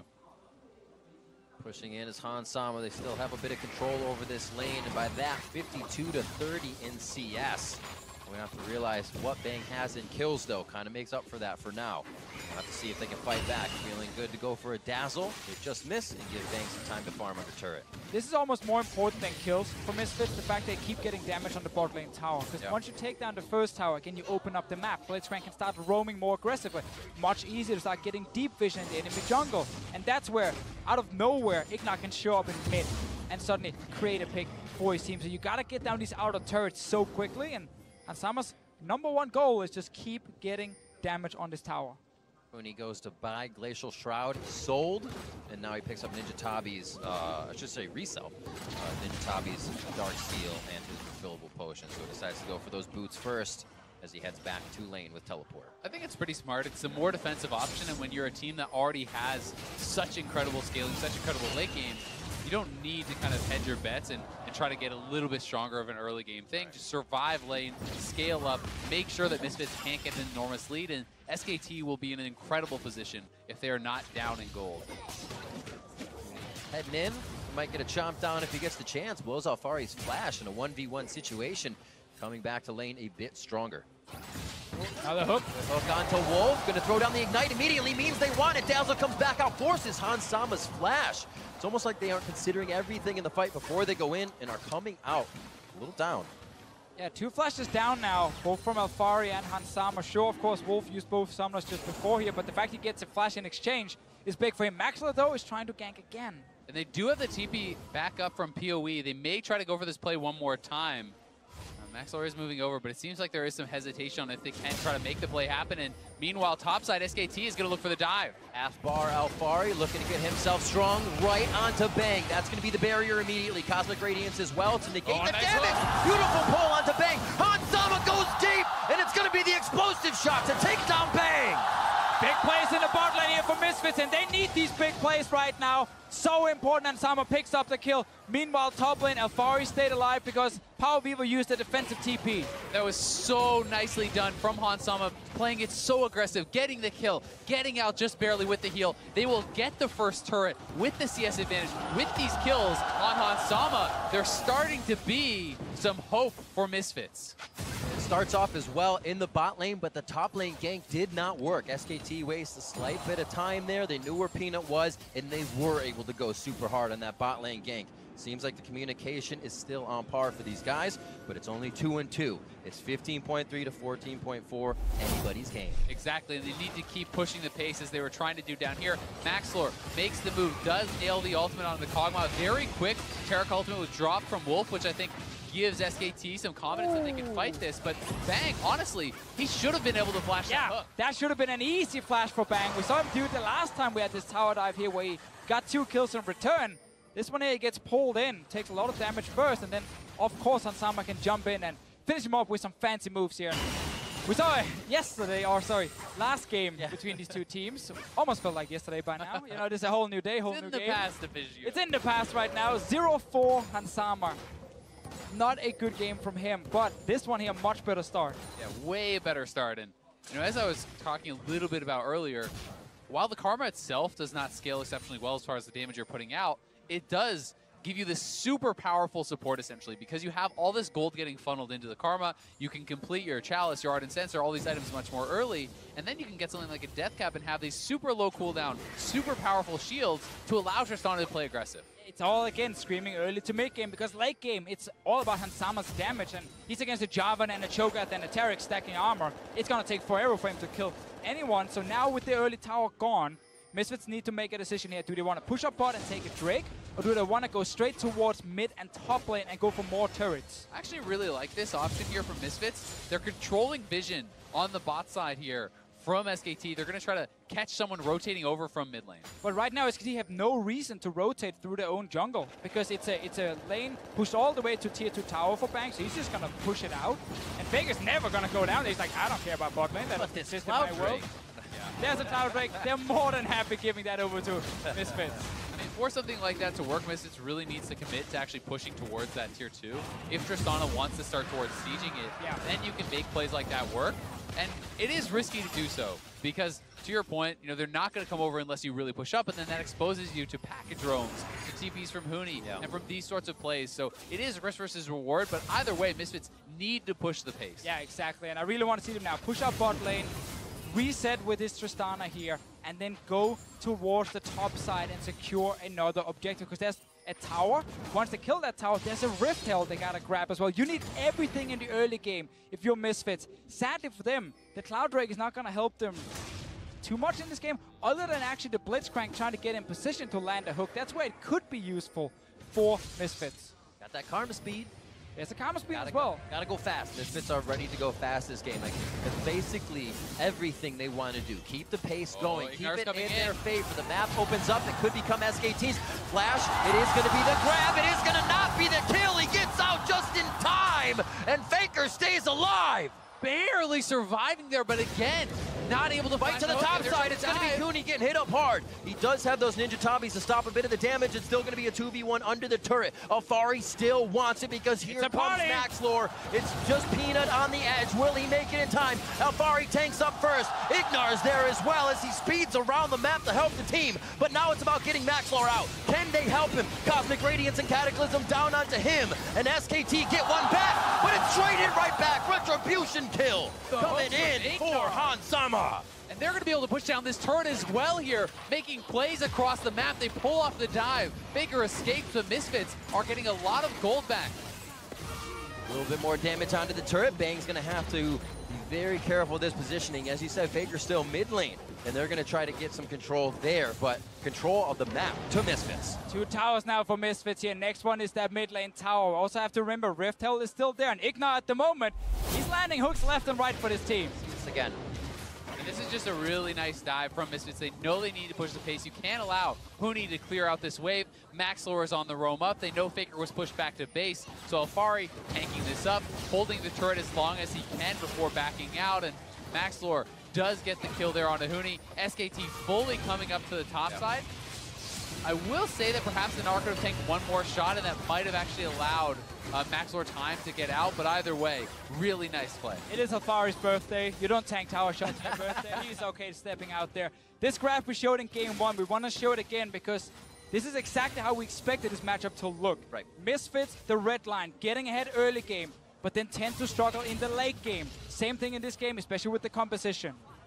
Exactly, and that's why we keep talking about pushing the pace, keep talking about extending your advantages, because what they have is not enough and will not carry them through to a victory in this game just yet. But the advantages they have now, when you look at this Tristana backed up by this mid lane Karma, is going to be a lot stronger than Bang on the Kog'Maw, who's just sitting on a wit's end right now. So you need to continually take objectives, get what you can, crack open this mid lane, and then perhaps use that to threaten the inners or set of vision for the Blitzcrank. Power of Evil not rushing Ardent Censer in the game here, going for a thief instead. Very, very powerful when he actually gets to add utility to his team. It's going to be hard to kill anyone from SKT's side, because again, the shielding coming in will be fairly huge. The healing as well added on top of it. And actually with that extra amp tome, he may just be going towards Luden's Echo, just getting that for the early power spike here. That is a build I've seen quite a lot from solo lane Karmas. It does delay your Ardent Sensor a lot as well, but we'll have to see what he decides to go for. But just value his own damage above what Hansama will actually bring to the table just yet. And to be fair, in the early and mid game, it's actually an incredible amount of burst with this Mantra Q coming out from the Karma, who has a lot of levels, if you do actually grab that Luden's Echo. And we also see armor being stacked on Huni's side, so the extra AP damage from Power Weevil, of course, again, adds a bit of extra value right there, because otherwise it is all about Hansama's late game damage. Now, good damage spike here. Triforce for Faker in the mid lane. He's getting taunted back and forth as Power of Evil tries to play the lane horizontally. And that adds a little bit of effect to the fight. If you want to get in, you chase that mid laner down river instead of back to their turret. However, SKT just wants the bot side. SKT are always trying to cross-map you when they're behind. They know there's a chance they can make a play. Great hop by Alfari, but that's his distance. Can he gain any more? Just about to Mega Gnar, not in time. They shut him down. Right here, we had a moment where Misfits were not applying pressure either mid or top lane just yet, and SKT saw an opening to make a play on the bottom side. Alfari was not ready for it, so he gets surprised by the amount of members showing up. Meanwhile, now the Misfits are trying to get something mid. SKT rotating back up. Teleport there for Huni. You do have to be very careful, though. There's not actually Tristana with them, so we have Hansama pushing on the top side, trying to knock down this turret, but we'll have to run pretty soon here. A little bit of vision, as well as the Ignar wall just kind of right in the middle to block that sentry that Ignar can be for Hansama to get out safely, and it looks like they are going to be able to drop that now, 29,000 to 26, or 27. Getting a tier 2 tower here, again, great for Misfits, allows them to push the lanes even deeper towards SKT. Easy access into the jungle. This mid lane tower will die fairly soon anyway. This is the moment we talk about. Look at the minimap. No lane is getting pressured right now by Misfits, so SKT say, okay, we can make the play. There's a small window here, and they go straight for Alfari.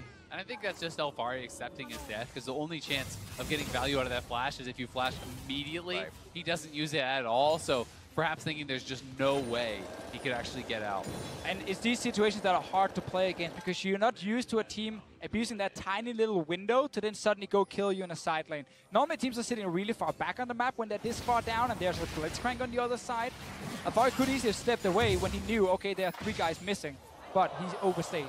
And we do talk about playmaking, and having that flash available for a Mega Gnar can be very powerful. And Misfits going to group up. They already have this turret low. And onto Wolf. If they can take the Cosmic Radiance down before it's used, that means SKT is going to have to back off as well. Good focus, heal down for Wolf. 4 towers down here. Good timing for Misfits. There's a Drake alive they can grab, and then they can soon get ready for the setup around Baron. They don't need to kill the Baron in the early game, but they gotta threaten it. So SKT move in to try and place wards, and then you hook them over the wall here from Ignar. He's been very good so far this game. He's been chain feeding his own AD carry, actually, and it's working. And it's worth pointing out that Power of Evil just sat on the Amp Dome. He did get the Ardent Sensor, so this is going to be He's a team ultra-powerful Tristana. Hansama should be able to finish up his second item here, have that Shiv, have this powerful mid lane Karma at level 12 protecting him. And he's going to have opportunities to win this game, and it's going to come down to just how well can Hansama navigate it. Can Ignar continue finding these picks? Oh, Hansama going a little too deep for his own good. Or Buster shot backwards, saves him from Peanut. That's also going to be the Cataclysm out, but the flash for Hansama's safety. It's the exact same setup again. SKT know no one is currently pushing and threatening any turrets in either mid or top lane, so they rush to the bottom lane to find the one guy who might overextend. They did find Hansama. He did stay alive because of the flash and the ulti from Tristana itself, but that's a flash gone now, which might make Hansama hesitate a little bit in the future fights. Bang, though, on his side, is delaying his optimal damage right now by going Wits End first. I don't think he's against enough magic damage to really have to rush a Wits End, but again, he is respecting what Power Weevil is doing and also what even the Blitzcrank can actually do with some of the early burst. Yeah, and I think it's just simply a case of you can afford to build full defensive when you have a massively stronger late game comp, right? When you have this Kog'Maw along with the Corki, when you have this huge front line and this Taric to actually buff them up, as long as you are not falling insanely behind, as long as you are not instantly dying in these team fights, you can begin to take over. And when you have the Tabbies as well as the Wits End, that can sometimes bridge the gap to the Taric ultimate coming down. Just makes Bang right now not a big threat that Misfits have to care about. And with Baron alive, with the fact you have Max Law, who is already sitting on quite enough armor on this Sejuani. He can actually tank the Baron. And it is a real possibility that Misfits can do it. And SKT knows this. So they have to fully invest in vision around the Baron to try and prevent Misfits getting an early big objective. Faker towards the top side. Misfits ahead. Having trouble with Barons throughout the group stage here. Now knowing the priority they need to keep on the top side of the map because of what SKT. Oh, we got Peanut! Peanut can be able to flag and drag out. Quick silence coming in from Ignar. And it's going to be Hans Sama going forward, knowing they don't have Peanut for this fight. Faker's rotated back around, and they could. Oh, Hans Sama's like a flash right there. Mendy couldn't actually flash in and kill Peanut. The jungler could have died straight away. Misfits, though, they're still looking towards the Baron. This is what we want to see. Constant threats around the big objective. And Peanut is so low. If he comes over here, he could get burst down. Ignar's looking for the hook, but SKT is coming in. This is going to be the back and forth. Peanut just on the outside. A quick shield coming in and a heal from Wolf. Faker's going to split the crew right through the uprights, and he's going to say, walk this way. The team's going to have to meet him on the other side. The cleanse comes out. That's the shot from Ignar. Taken down before Cosmic Radiance. The rest of the team is left wondering, and Misfits is looking at Baron. I think they're going to call off the Baron. Maxlor is basing. They have Gnar in the bot lane. They know Huni came over, so they're just going to take their win and try to pressure a tier 2 turret. But Misfits is pressing. They are challenging SKT. They're using Ignar's Blitzcrank again. The first hook onto Peanut forces the jungler low. Then after the fight here, we see Faker trying to do everything he can to stop the Baron. He's trying to just force Misfits away from Nashor here, but instantly, you see the reaction. It's turn, kill Faker, and when he thinks he's safe, Ignar gets onto him. I love this play here first from Faker to stop the Baron from going down, and he thinks he's safe now. And then Ignar makes the big play. Just so nice there from Ignar, knowing he needs to be able to get that, and Faker, Shake it off. unhappy with the results. Welcome to the EULCS, baby! That's exactly what Ignar was saying. Ignite still up for him, 0-0-5. Him in his bot lane, full kill participation. Nice side step, they can turn this around. TV's moving in. Very, very low. Wolf looking for the dazzle, but he couldn't get Bastion onto Huni, so it's not going to stop any of the damage. SKT is being picked apart. Huni going way too far forward there. Doesn't have the team in his back pocket. Great side steps from Ignar. They're back on the Baron, but Peanut is alive. We'll see if they can actually navigate this. Ignar's going to be looking for hooks. Alive and healthy, much more ready to go. He gets pulled in by not his own choice. Peanut goes down. There's no smite fight. Misfits are going to pick up Baron unless Faker hits the shot, and that's Maxlor's. No smite, no feast for SKT. Misfits are playing the game of their lives right now. Massively ahead of SKT. They are pushing down mid lane with a super powerful Tristana looking to knock down inhibitor turrets. And they're keeping the tempo going here. They're so aggressive with the way they're playing. As soon as Baron spawned, they had all the vision around it. They forced SKT to react, and they keep catching them. Consistency and confidence. From game 1, they kept going forward.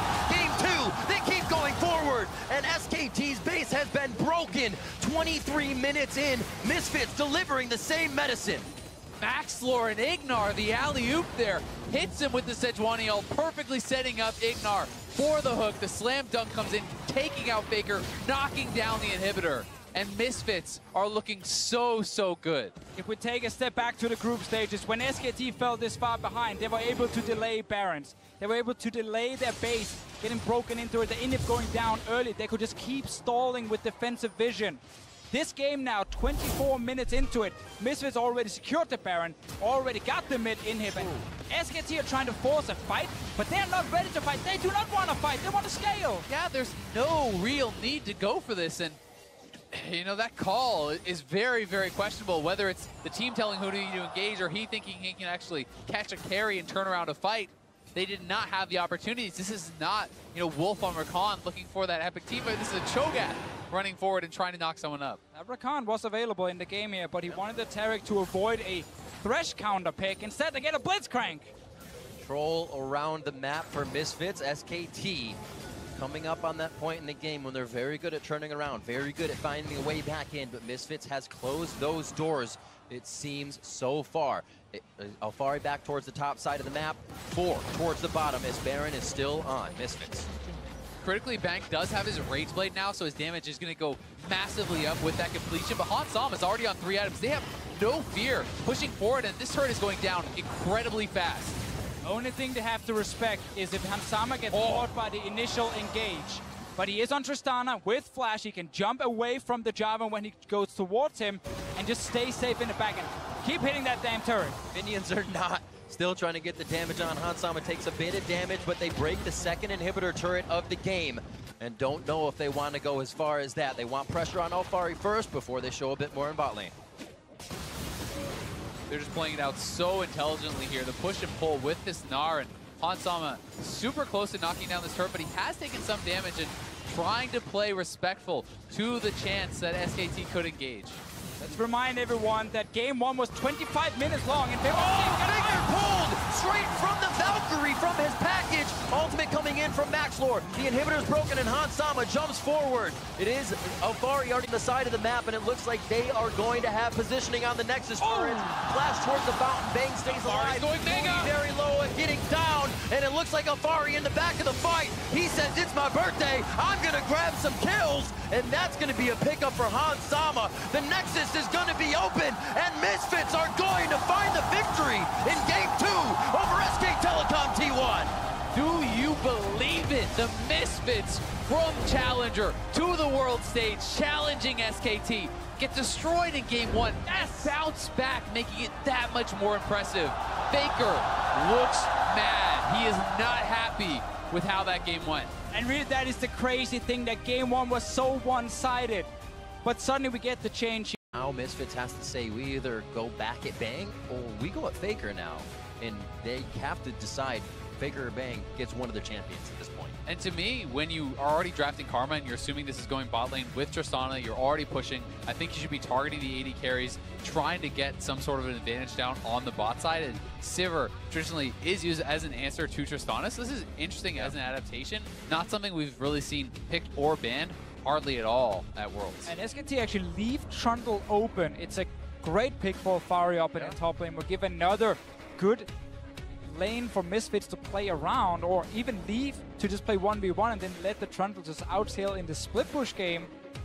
I'm also looking at Twitch just because I think Bang's Twitch is so amazing in the late game. It's so difficult to play against, but this tells me that Misfits want Bang to pick a late game scaling champion, a champion that cannot win in the early game, and then Misfits can try and bully the 2v2 lane.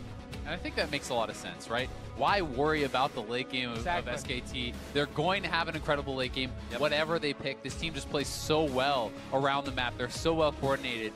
The best way for Misfits to win is going to be aggressive, to really get in their face, snowball these advantages. And against this Terra Kog'Maw, I think there will be opportunities for Misfits to do just that. 100%, especially if they have the Karma in the bot lane to just perma push to the tower, use Tristana's ability to kill towers early to try and snowball the game here. Now we still gotta wait and see if Karma will go mid or down to support. Powervivo is the kind of person who's played Lulu and Karma in the past.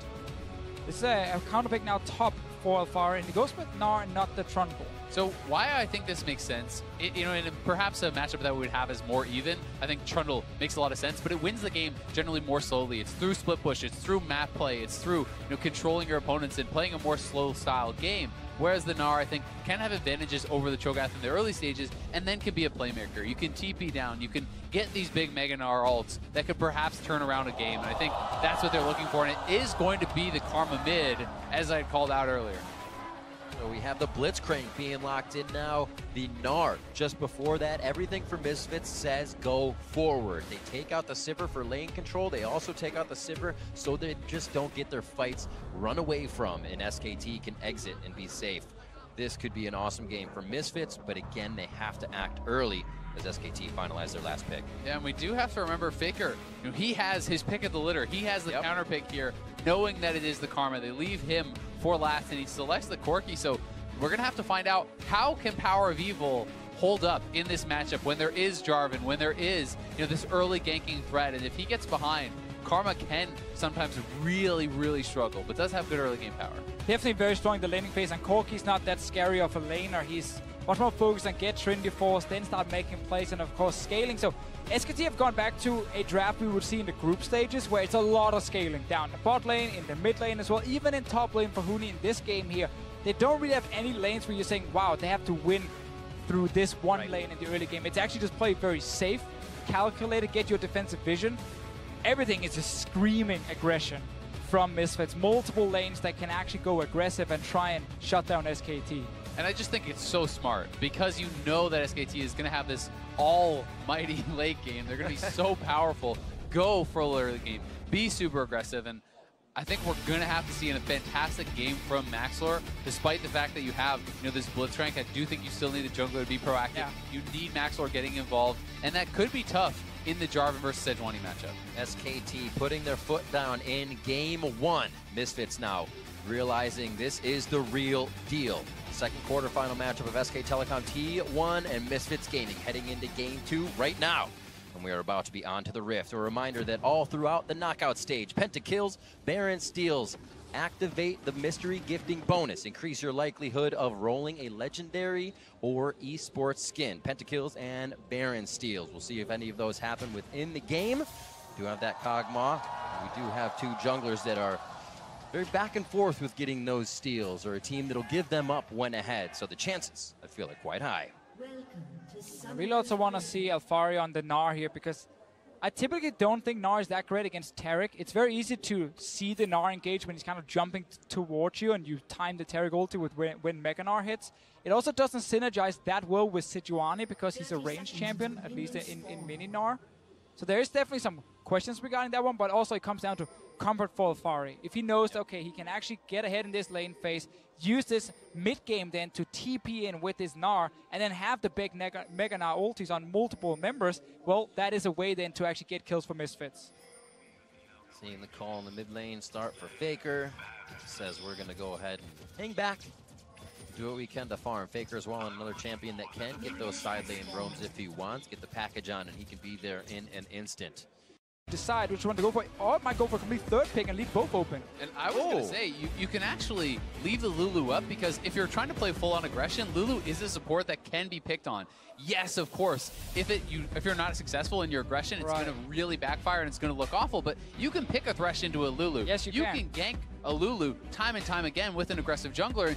That's something that is a big risk, but it makes sense with the win conditions that Misfits have. Lulu is so squishy in the early game. We took away some of her HP. She's rushing an Ardent Sensor, one hook onto her from a Thresh, and you're most likely killing her, or at least forcing a flash from her. So that is definitely an option. I love the Tristana. Again, you need the tower pushing potential for Ansama, because again, the goal is not just to kill the bot lane, it's also to take that tower as fast as possible. How else is he going to go forward? The question also is now, what are the answers to any potential Jace? They're going to grab up the J4. This makes a lot of sense. Once again, kind of indexing towards early game, someone who can get very involved, and especially if you want to go in preparation for that Thresh pick maybe later on, this is very strong early game jungle.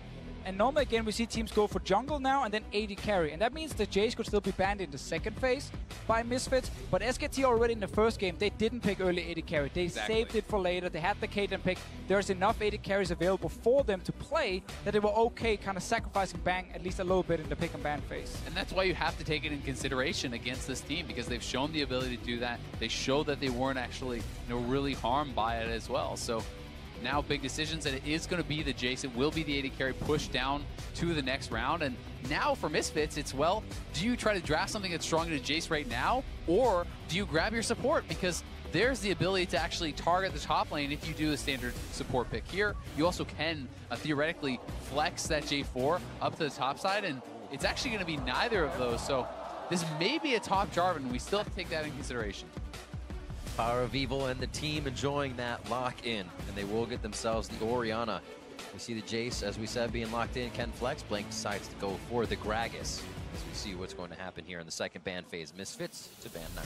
And Orianna really is the #1 pick for Power of Evil. It's been the #1 pick for him for so many years now in the EULCS. And of course, Faker loves to take it as well for himself, especially if he needs to blind pick anything.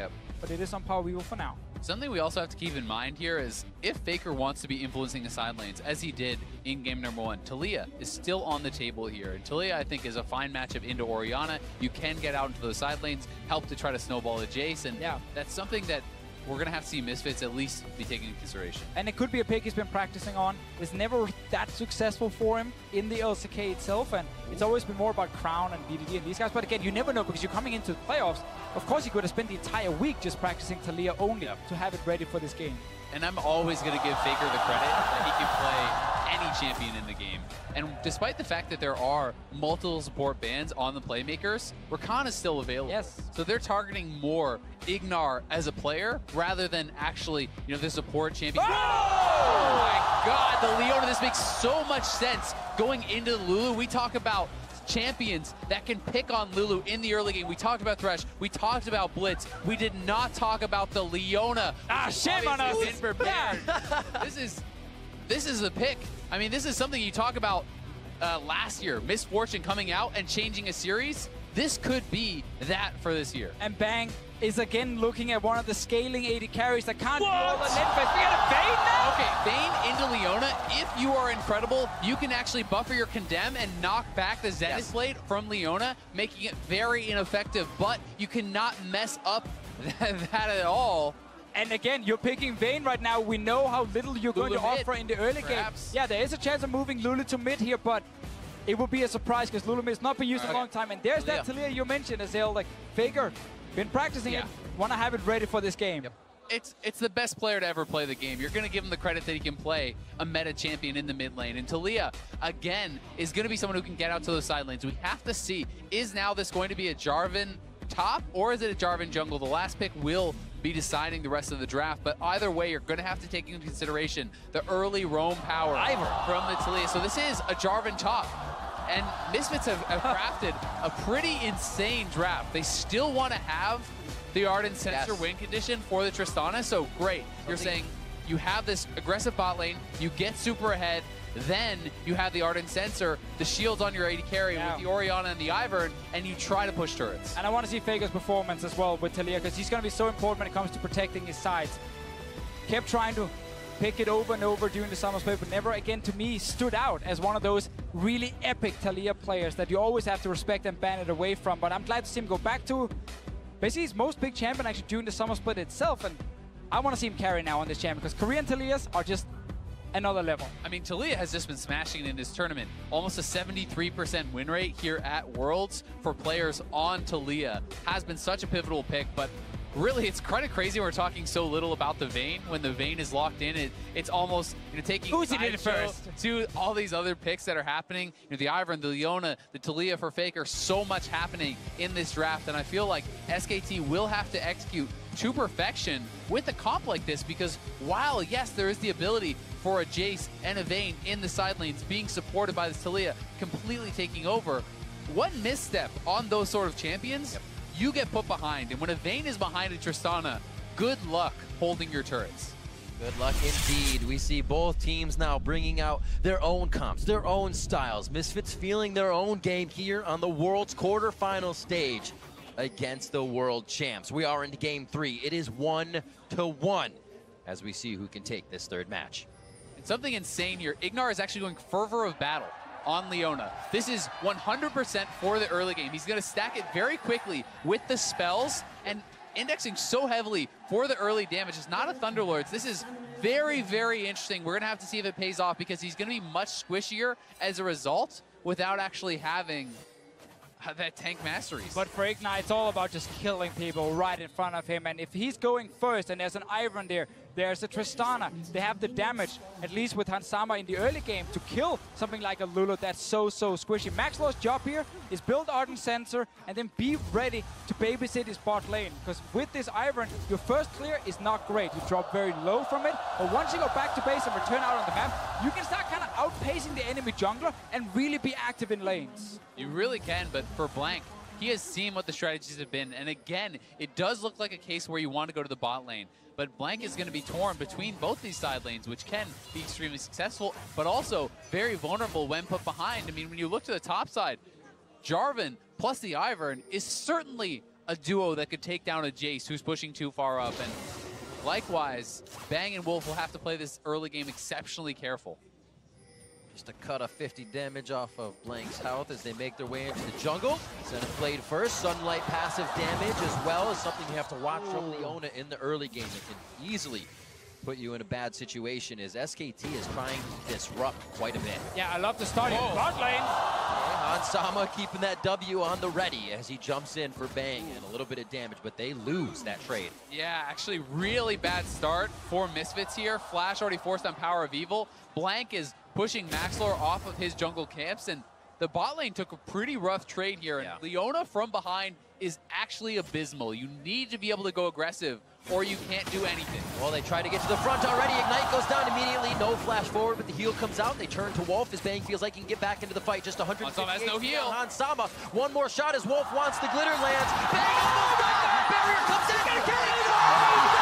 Blood onto Bang. Fight in the jungle still. Here comes Hansama. Wolf's going down. 2 kills in the bot lane as Misfits pull the trigger. Misfits will not back down. They're on the Maxlor, though. Faker is moving up, but they have killed both the bot lane in 2v2. Blank is level 1. He's gonna get pushed out of the jungle, and Maxlor gets his red buff. Misfits get everything. All the focus was on the bottom lane while the junglers were trying to fight up top here. Mid laners were in there, top laners as well early on. Maxstar is level 2 now. Blank is back in base. 0 CS so far for him. Has to now go out and take his first camp. And Bang dies with 3 CS. This is a pickaxe to nothing. Ignar is able to get a good early buy here as well. They will need to keep up the pressure. We'll see if SKT can stabilize, because honestly, this has been such a devastating early game after what they just faced in game number 2. And I wanted to talk about why Hansama jumped in level 1 and was so aggressive instantly. One of the things he's doing is he runs HP regen runes, and also with the Dawn Shield. So he had 24 HP regen per 5 at level 1 compared to 7 on Bang. So he jumps in, he wants early trades, he wants to get the regen in his favor. Ends up then having another fight a little bit later where suddenly it looks like Hansama is actually dying, but because then of Fervor of Battle on Ignar, he has the damage to kill the Bane. And remember, with that Ignite cooldown, that is going to be up before you know, the flashes are up, right? So when Ignar gets that Ignite back, they are level 3. They have the ability to go for this again. Let's watch them play one more time. They're getting chased down. They know they need to turn. And as Bang is pushed out, Misfits are handling this exceptionally well. And Leona is actually getting so much damage out with the fully stacked Fervor, mind you, even through the shield. Look how much damage that auto did. I mean, it's completely surprising Bang with the DPS coming level 1. From Ignar here, and then Hansama gets his HP back, returns into the fight, picks up a kill for himself. I mean, who accounts for an 8-stack Fervor Leona in a level 1 all-in? I mean, it's insane. Listen, everyone always says, oh, here they go. Wolf gets hit, they're right onto him. Here comes Maxlor too to get a piece of the party. He gets the chance to get in with the shield, and now the assists are going across the map. Most teams in the world try to copy LCK, to try and play like the Korean teams. They never get to their level, so they can't take them down in these best-of-5 series. Misfits are saying, we don't care about the meta. We don't care about how you play in LCK. They're switching it up completely. So Bang, completely unexpected. At Fervor Battle, Leona kills him at level 1. And I mean, like I said, as a Vayne from behind, good luck clearing the waves against this. Tristana is going to be pushing, and they're looking to fight again, but maybe too far. Onto the turret, condemned, and that's going to be Ignar going down. They're still going to trade on to Bang. Bang cannot get into the fight, but neither can Hansama or Maxlor. They back up, and they have to watch out for Faker. Yeah, Faker's moving down. He's not level 6 just yet. Still trying to get down here in time. They actually zoned them off so much farm as well, but Hansama, no summoners. Looks like they are going to get taken out. He could have the rocket jump as he comes back. He's trying to go for the kill, however, and he keeps Faker from getting an assist on that one. Nicely played. It is going to be Power of Evil just on the edge of Maxlor's shield, and Dissonance to get out. No, just the shield, as he would have wanted the Dissonance for power. Really nice roam there from Faker, getting down to the bot side, calming things down for SKT. So big that they get those 2 kills back and start to stabilize the game a little bit here. But still, it's Hansama with 3 kills. BF pickaxe to a couple Doran's blades and a dagger. I mean, look, they're proxying so early in the game, just behind the tower here. But because Ignar is onto the body slam to Gragas, he gets pulled onto that turret and then knocked further back in. They're still trading 1 for 1. And now it's all about just Faker moving first from that mid lane. Power People not able to follow him instantly. And this is why SKT can actually bounce back with a few kills. Not a whole lot Hansama or Maxwell can do here. No, certainly not. They were completely corralled. And Faker now is going to be level 6 when we get back into live. And they're going to have to really play around that, because these roams will be that much easier for him to pull off. And we said last game as well, it was good that Misfits in these fights, approaching the turret, always getting damage on the turret, always setting up for the next move. Once they break it and the map opened up for them, they took control even more. And while the Vayne is in this game as a counter to the Leona, Vayne still has all the normal issues for her. Again, she can't push out waves properly. She needs a lot of time before she gets really strong in the game. Maxwell might get caught out here. Root caller's in. That's not going to be there for Power of Evil, however, and they don't currently have the vision on Faker. Alfari takes a shock blast. Gets the flag and drag out to safety. Ignar going in. Sunlight and Root onto Bang. It doesn't look like Hansama can follow up as they were just a little mismatched on their targets, but still winning the trade. Again, though, that's all the summoners down for Bang. The exhaust is gone for Wolf, and Ignar is going to be level 6 here relatively soon. That level 6 all-in is so exceptionally strong from the Leona, and Bang needs to be careful. Right now, Bang's condemned to knock the Leona back. It's on a 20-second cooldown. Leona's E herself to actually try and get in is on a 13-second cooldown. So you can play around the CD or the cooldown here on both these abilities. And it's also why you saw Ignar start off that play with a flash Q. He didn't want to allow him a chance to actually make that happen. You can simply save the Zenith Blade for follow-up damage later on. Again, we see Moby Boots Max Lore headed towards the bot side to make sure things are safe as Misfits take that vision control across the map. This is what we talked about before here. Max Law just wants to get one early rotation of his jungle camps and then go down to this bot lane. It's the second time he's here already. 8 minutes into the game, they take down the tower. That's exactly why they have this Ivern to babysit the bot lane and build that Ardent Sensor. And Vayne just has so little wave clear for AD carries in this meta. Yes, you could try to rush towards something like a Shiv to help with that a little bit, but Vayne is always really going to struggle to actually clear waves against this pushing style. And now we can see Misfits send their bot lane up to top where, honestly, Alfari is getting abused by Huni and this turret is getting low, but if you can put the dual lane and match up against the Jace, that takes away a lot of the pressure that Jace has. Misfits here putting value on getting more turrets down instead of securing a Mountain Drake in the early game. Instantly swap to top side. We have to remember this ult here from Ignar. It's fairly landed on things like a Lulu. You can land it on Talia as well if she's not getting a bit of extra movement speed. Same thing for Huni actually if he's just standing in the middle of the lane. And Ignar is already up here. Flashes left and right across the map from this Misfits pressure is putting SKT at a deficit already. Yeah, just a nice roam up from Power of Evil. Maxor coming down. That forces the flash there out of Huni, and now he has to be worried about any potential dive. So SKT is moving multiple members up here, and they're sending Bang to actually split push down on the bottom. Huni should have been ready for that little swap, though. After the bot lane tower had already died, you always got to be ready for the enemy dual lane to show up in your lane. In fact, you lose the flash, it could be huge. Ignite's level 6 now. Sama taking quite a bit of damage as he steps forward. He actually would have found quite a few members of SKT on the other side of that fight. It's like Faker stays mid lane to farm. As we said, the lanes have swapped, but now Alfari's in that bot lane with Bang. Little mismatch. It's also looking like PoE is going to be going towards Aroa here. So likely going to be the Roa Nashor's build that he has kind of made famous, I guess. Could also be the Rod of Ages is just Morello for Power of Evil. I don't feel like there's a lot of frontline tanks. He's auto-attacking in this game. It's just blank only. That's true. When you question him about it, he says it's the fights I can stay in for a long time. Auto-attacking, charging up. This doesn't seem to be one of those, but he has the method to his madness. Again, remember, there's no flash on Huni's side, and Ignar is level 6. Huni wants to try and surprise Hansama here. They're gonna find him. The Wolf just on the other side. Hansama taking a big hit there as the teleport now coming in from Alfari, and that's Huni going down. A little too strong. Cataclysm onto Wolf. Does Hansama pick up another one? Alfari grabs that for himself. Grab 2 kills there. They're going to push the turret. There's no one up here to answer. This should be another Misfits turret. They are making it happen. This gold lead is getting enormous. Blank looking for the play. Maxlor takes a hit, cast back. This one's going to be in the hands of Faker as they make quick work of the mid lane. But top's being taken down. Misfits is winning across the map. Credit to SKT. That was a beautiful combo there. The cast into the flip, and they're trying to hold topside here as well. Huni is back, and the roam is coming up. Faker has ultimate. Bit more damage on the serrated Dirk, stacking up his tier now. These guys went Dorans in the bot lane and top lane first to hopefully be able to farm up, hopefully have a little bit more HP, and it set them back just a bit. All right, let's see the replay again. Huni lost his flash earlier because he did not respect the lane swap from Misfits. That means now it's very easy for Ignar to actually just stun lock him and take him down in time. And Alfari just instantly TPs into this top lane here to get a kill on Wolf. Wolf wasn't even 6 there. What was he going to do more than shield? But great play here for SKT to react on something topside. Mid was not paying attention. And then just look at the combo here. This is so perfect from Blank and Faker. Look at that. The cast perfectly into the flip. No gap in between that, so no chance for Maxlor to actually get away, and had his flash available. It's important that Faker doesn't get too many kills for Misfits here. They want to get more. Huni still no flash. Nice ultimate. Solar Flare into the Zenith blade. Daybreak lockdown, and that's Hansama coming up with another kill.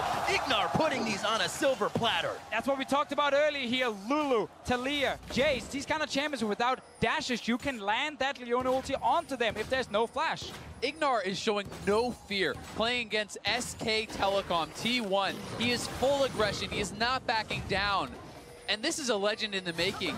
Ignar is playing out of his mind. They get to taunt SKT in their own jungle now. Explosive shot takes Blank down below half health. Ignar is going to be the first one to take the turret shot with Daybreak aggro. And they're going to be able to walk out with another kill. Faker with the Weaver's Wall, not able to make any moves or block the fight off. Comes in just a little late. And we keep seeing Misfits make plays around the dual lane here because Ignar and Hansama are playing so well. Faker trying to help his team. He's trying to defend them on both sides, but he can't get there in time. And meanwhile, in the bot lane, we see some of the problems for Vayne. She takes forever to do anything. Push her lane, get her items. It all takes too long. Yeah, and I mean, when you give 6 kills and an early turret to a Tristana, the gold lead is enormous for Hansama. He is 2,600 gold ahead of his opponent right now in an early stages of the game. He's going to be on 2 items, likely before Bang has really anything happening over on his side. Yeah, Bang wants to rush that Rage Blade, the same thing we saw from Uzi when he played the Vayne earlier here during Worlds. Top lane, Huni once again plagued by losing that flash to a lane swap he should have seen coming. Ends up going down, and Hansama picks up another easy kill. And this is just brilliant from Misfits, because not only are you getting Hansama stronger and stronger and stronger, you've now gotten Huni out of this matchup against Alphari. Alphari is being given time to farm. That is almost equalized. He was massively behind earlier in the game, but Huni cannot match up to this fed Tristana with the support of that Leona. So now this top lane tower should be an easy objective here from Misfits. They didn't have to look at Rift Herald and mid lane tower after. Get Faker pushed far back on the map so he can't impact the side lanes with his ulti, because again, at the moment, Faker is trying his best to actually apply pressure and still try and defend his losing side lanes. Top lane getting pushed. Hansama solo gold for himself as well.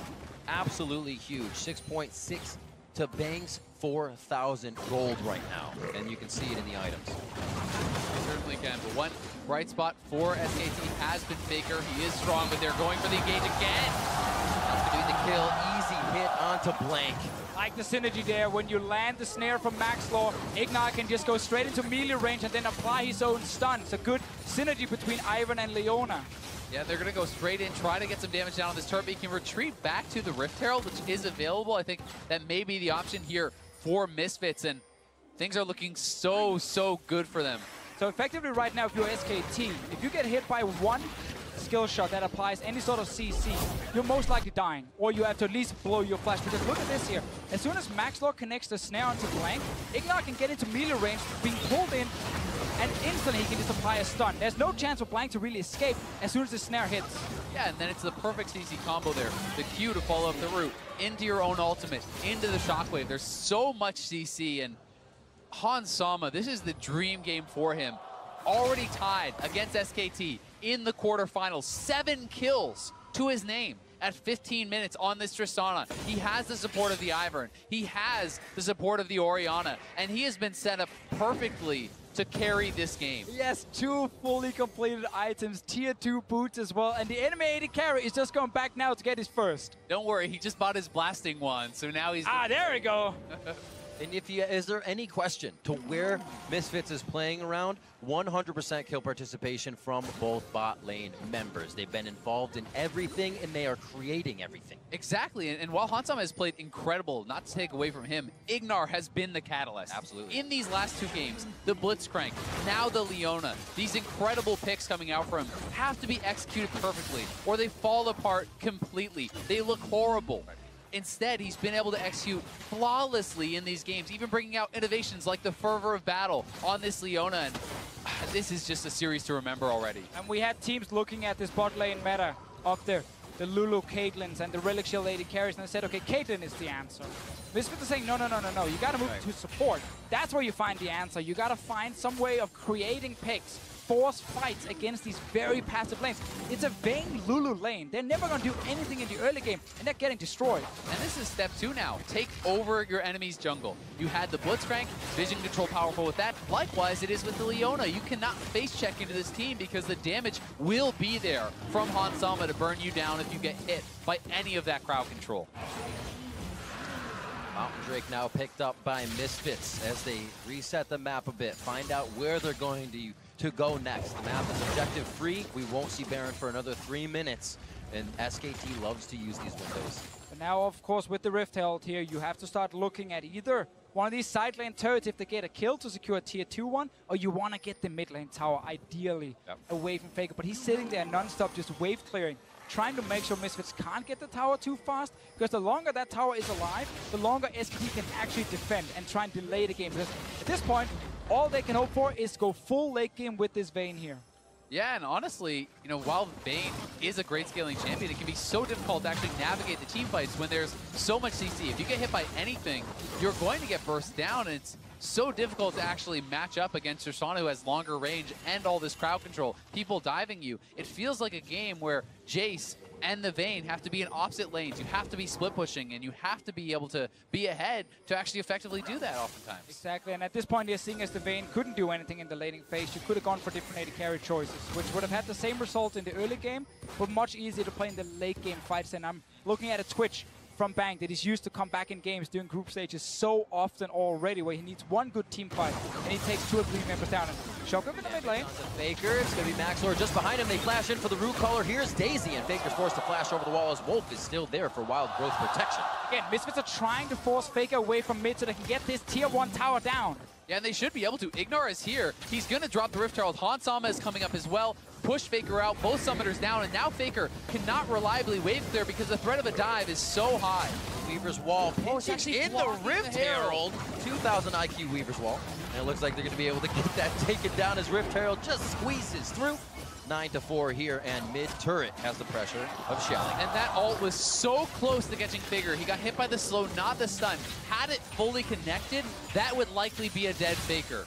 We might have to see Wolf get an early Mikhails in this game here to try and help his team out, because at the moment, there's no cleanse on Faker's mid lane here. There's obviously no cleanse on Bang's AD carry either. So if they get hit by again that 1 CC, so much more will follow, and they're not going to leave this fight alive then. They will die.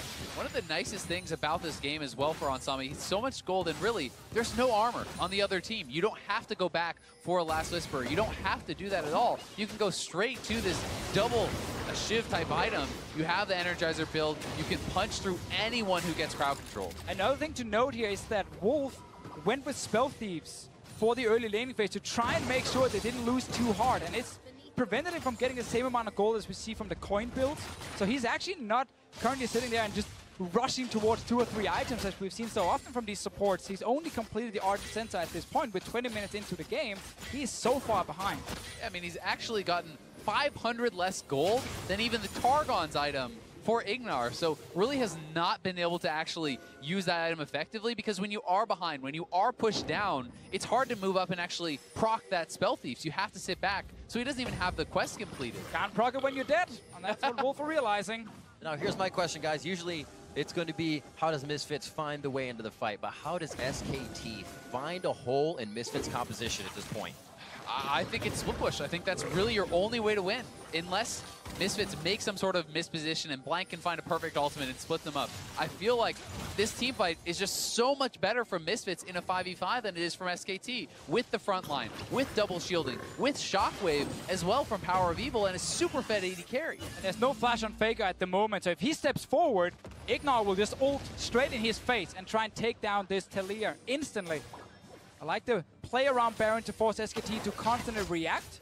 Now they need to force the fight. They need to start it because Jace is not coming, and they need to force a teleport out at the very least, but they're rushing this down very fast. Look for the turn here from Ignar's side. He wants Faker They use the brush, great ball control from Power of Evil. They go right onto Blank. They're going to be out with Daisy as well. Blank's able to get out with a shield, and they take down Alfari immediately. Misfits making a misstep, and they will have to back off from Baron. Right there, Ignar missed everything on the Talia. That was the target he was looking for, no flash. And if you want to cleanly snowball the game, then you have to hit this one. It was a good play to start the Baron and then turn, but the execution failed. And even if they had fully committed to Blank, Blank very likely would not have been able to escape with the CC landing on him. They went for the big target. It does flop, and this buys SKT a lot of time. It gets them some gold. They knock down another turret, and they do hold on to this game. One of the big things for SKT when they're defending is look for mistakes from the enemy team. Try and punish those mistakes to delay the game. They had one right here. Right back to it. Misfits are stunning it again. Leona ulti is ready in just about 10 to 15 seconds. They really want to force out the teleport here from Huni. He is TPing in just now, but Vayne is so far away, and they may actually just be able to go for a finish. Blank has come, though. Faker was already bought. Vayne committed to the red. They said if Blank can get there, we can stall it. And they are going to be able to, but this is still Misfits trying to walk Faker and SKT around the map, not let them get control. And a little bit too fast here for Misfits, buying into the hype. There was no ulti for Ignar while they were on the Baron. They needed that cooldown ready. Also didn't want to risk Blank stealing that Baron away from them and once again slowing down the game. Still, I will say, I think the play came out well for them. The trade of teleports, I think, is actually positive for Misfits because I don't feel like Huni can actually afford to be in a side lane now with the threat of engage from Alfari when he is grouped. And Jace wants to be in that side lane. Ignar thought he hit the snare, so he just put the ulti in the same spot to chain CC Faker. But Faker sidestep the first one and of course sidestep the next one. And Faker is in a position where he is the hope for his team, the biggest hope for his team right now. 3-0-0, having a strong game for himself, and has found himself in positions like this time and time again throughout the years where he's been able to pull it back.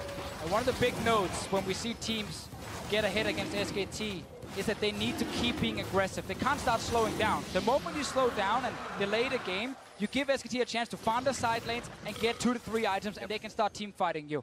Misfits are trying to continue just forcing plays. They had 2 Baron plays, got in the first rig now, looking for something around mid. I mean, with 3 items done on your AD carry, they should be forcing the fight, and Huni has been forced into grouping. SKT is going to have to play this kind of guerrilla warfare style where they're off to the side, they're trying to clear out the waves and deny Misfits the ability to go forward and push. For the next fight, there is flashes available on all the different members that can't actually dodge a Leona ulti easily, and I'm looking at the Lulu, Talia, and the Jace once again. And that's where Leona can start to really kind of fall flat because Lulu has such a high baseline of effectiveness when you're applying these shields, when you're speeding up your AD carry. You will always have value in a fight if you're not dying right off the bat, whereas the Leona needs to nail the CC chain or she is adding almost nothing. Need to get that Righteous Glory as well. Get even more engaged here for Misfits. Keep jumping at SKT. Next step for them though, seeing as Drake is dead, is reclaim the Baron area. Get your control wards down. Get your vision once again. I've got to point out the Gnasher's Tooth from PoE. I know it's been talked about time and time again, but there's just doesn't feel like the game for it. When there's not frontliners who can consistently auto-attack, it feels like the Morellos would be the more effective choice, but we're going to have to track and see how well he can make it work. Yeah, there's also a chance he values it very much for the auto-attack damage on things like Baron and a turret as well to keep snowballing the game. It's only 20 less AP than the Morello for him at the moment, so getting the attack speed could be valuable. Bang well with a Knight's Vow from Blank. He'll be able to get a little added stats from that, as well as those shields coming in from Wolf. SKT setting up their fight just a little bit. On to Huni! They break onto Huni. That's Hansama over the wall, but he gets the hit out, which doesn't allow for the quick Zenith blade from Ignar. That was one flash now, but the ulti's on cooldown from Ignar's side. Not ranked 2 just yet, and at the moment he's waiting another minute. Well, Ignar has to be careful here. All of SKT has come. Still pretty tanky with that W on, but when a 5-man brawl, he goes down fast. Hansama trying to fire in on Bang from the other side. Maxlor throws out Daisy, thinking that would continue. And again, we're starting to see these small mistakes here from Misfits, where SKT are so good at finding the little opening and then just punish it instantly. They invested time to try and kill Huni. He flashed away, and then Ignar kind of losing grasp of the mid lane where his team did not actually have any priority and ends up dying. Yeah, exactly. Power of Evil is up on the top side of the map. He does not have his ultimate. They're not looking for a fight. And if you're not grouped up as that 5-man squad, you can't be wandering around when SKT is not on the map, when you don't have the vision to allow you to do so. But still, they're trying so hard to force these fights because they know how massive the advantage they have is at this stage. I mean, still, even with the second item completed for Bang, Hansam is hilariously ahead. Yeah, exactly. They can just go back to Baron, set up their control wards, and when SKT walks in to fight them, just kill Blank.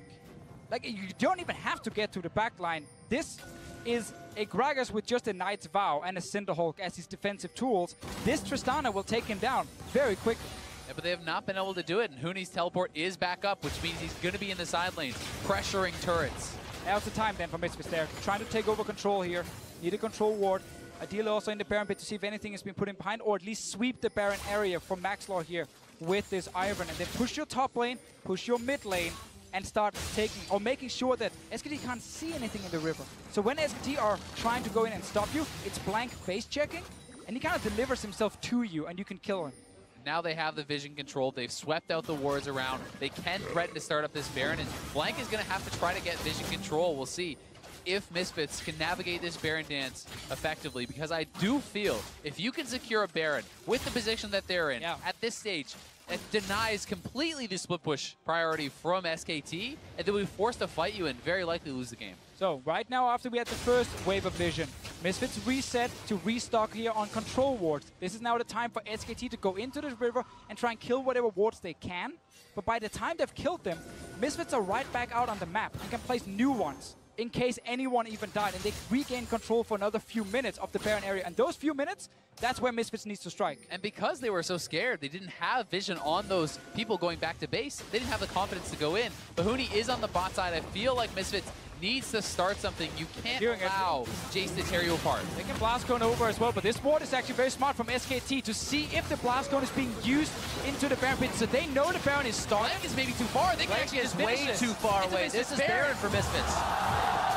Still going to be the fight. Ignar could get pushed away. No condemn there. 3 silver bolts coming through. Blank says we can still fight this. Let's go, team. That's going to be the redemption. Huge shockwave onto 3 members of SKT. But Huni's already teleported to the back line. That ward behind Baron was his in, and it's also his out. Faker doing what he can to bring the pain from the side, but SKT's been pushed out by Power of Evil. 3 for 1 and the Baron for Misfits, despite Hansama jumping in a bit too far. He does get taken down, but SKT had to commit so much to that kill that they had nothing left, and Misfits will be out on the map with a Baron buff and a chance to put SKT 1 game away from elimination. After Misfits just slowed down a little bit and got their vision back around the Baron, they could keep baiting around it. SKT had to go back and reset, get their own wards as well, and then Misfits strike. And even with the ward behind the pit to spot the Blast Cone, they can't react in time. Ignar jumps away here. Hansama gets hit by the body slam engage from Blank, and that's why he's not able to deal enough damage in the fight here. Great shockwave though from Power of Evil. Another carry just steps up, and of course Alfari takes the kill. Yeah, completely fight-saving shockwave there as everyone piled in on Hansama. He used his rocket jump very aggressively and did go down, but makes them pay for it, and he's at such a strong point. And look at the damage put out there from PoE. So effective with that shockwave. Shockwave dissonance, hardly got any autos in. I'm seeing the effectiveness. Hey, he rushed down the Baron with it, and it's worked out so far for him, and he's very comfortable with it. Yeah, that's why he's going for the item in this game here. It is still only 20 less APs. Right. It's not a huge downgrade for him in terms of his actual damage, and Void Staff now completed. Huni is trying to be annoying in a side lane, but the rest of Misfits, they don't care. They're much stronger in the 4-man group. And Alfari should never take a fight against Huni. All he needs to do is hold the turrets, play defensive. You don't need to be the hero in that 1v1. You need to hold him even. This is where, you know, when Cloud9 were playing this sort of a comp against SKT, they fell flat because Huni was able to get a solo kill on impact and delay the game. And we have no flash on the bot lane from SKT. Misfits can actually threaten to this tower dive if they can instantly burst down Wolves. That's why you see SKT stay so far back. Just give up the tower here. Try and see if you can delay Misfits from getting an inhib with this Baron buff here. Meanwhile, Huni is trying to go super aggressive in the top lane and get some towers for his team. See if Misfits can act on the bottom side. Baron still with 1.5 minutes left, but they are waiting on a minion wave. This gives Huni time to back up and be somewhere else. Teleports are still down for both of those top laners, so it will be a 4v4 on the bot side if they choose to. And you have to feel that this is for sure the Misfits turret. I don't think SKT will fight for that. The question is, how aggressive does Misfits go with this? Do they take the gold that they have gone, or do they push for the Baron? I feel like you really want to push aggressively. Faker can use the defensive wall here to try and force them away from the turret. That's what he's actually going for. When he got back, and I don't know if Alfari knew it, he's going to start rotating down. When he can join the fight just a few seconds. Yeah, this is going to be a 5v4. Alfari's not here. Misfits need to get out. Weaver's Wall came in from the side. That's the redemption down, so they can kind of get a bit of play in now. Get that heal back in, and Faker waiting to engage on that side. Gets a good flick onto Power of Evil. Shock Blast comes through. Just another hit, and they take down PoE. And it's still Faker trying to defend here for SKT. He hides around the corner. Great knockback on the Orianna. We get to see some of the burst here from this Talia. And he's been doing his job in this game here, Faker himself.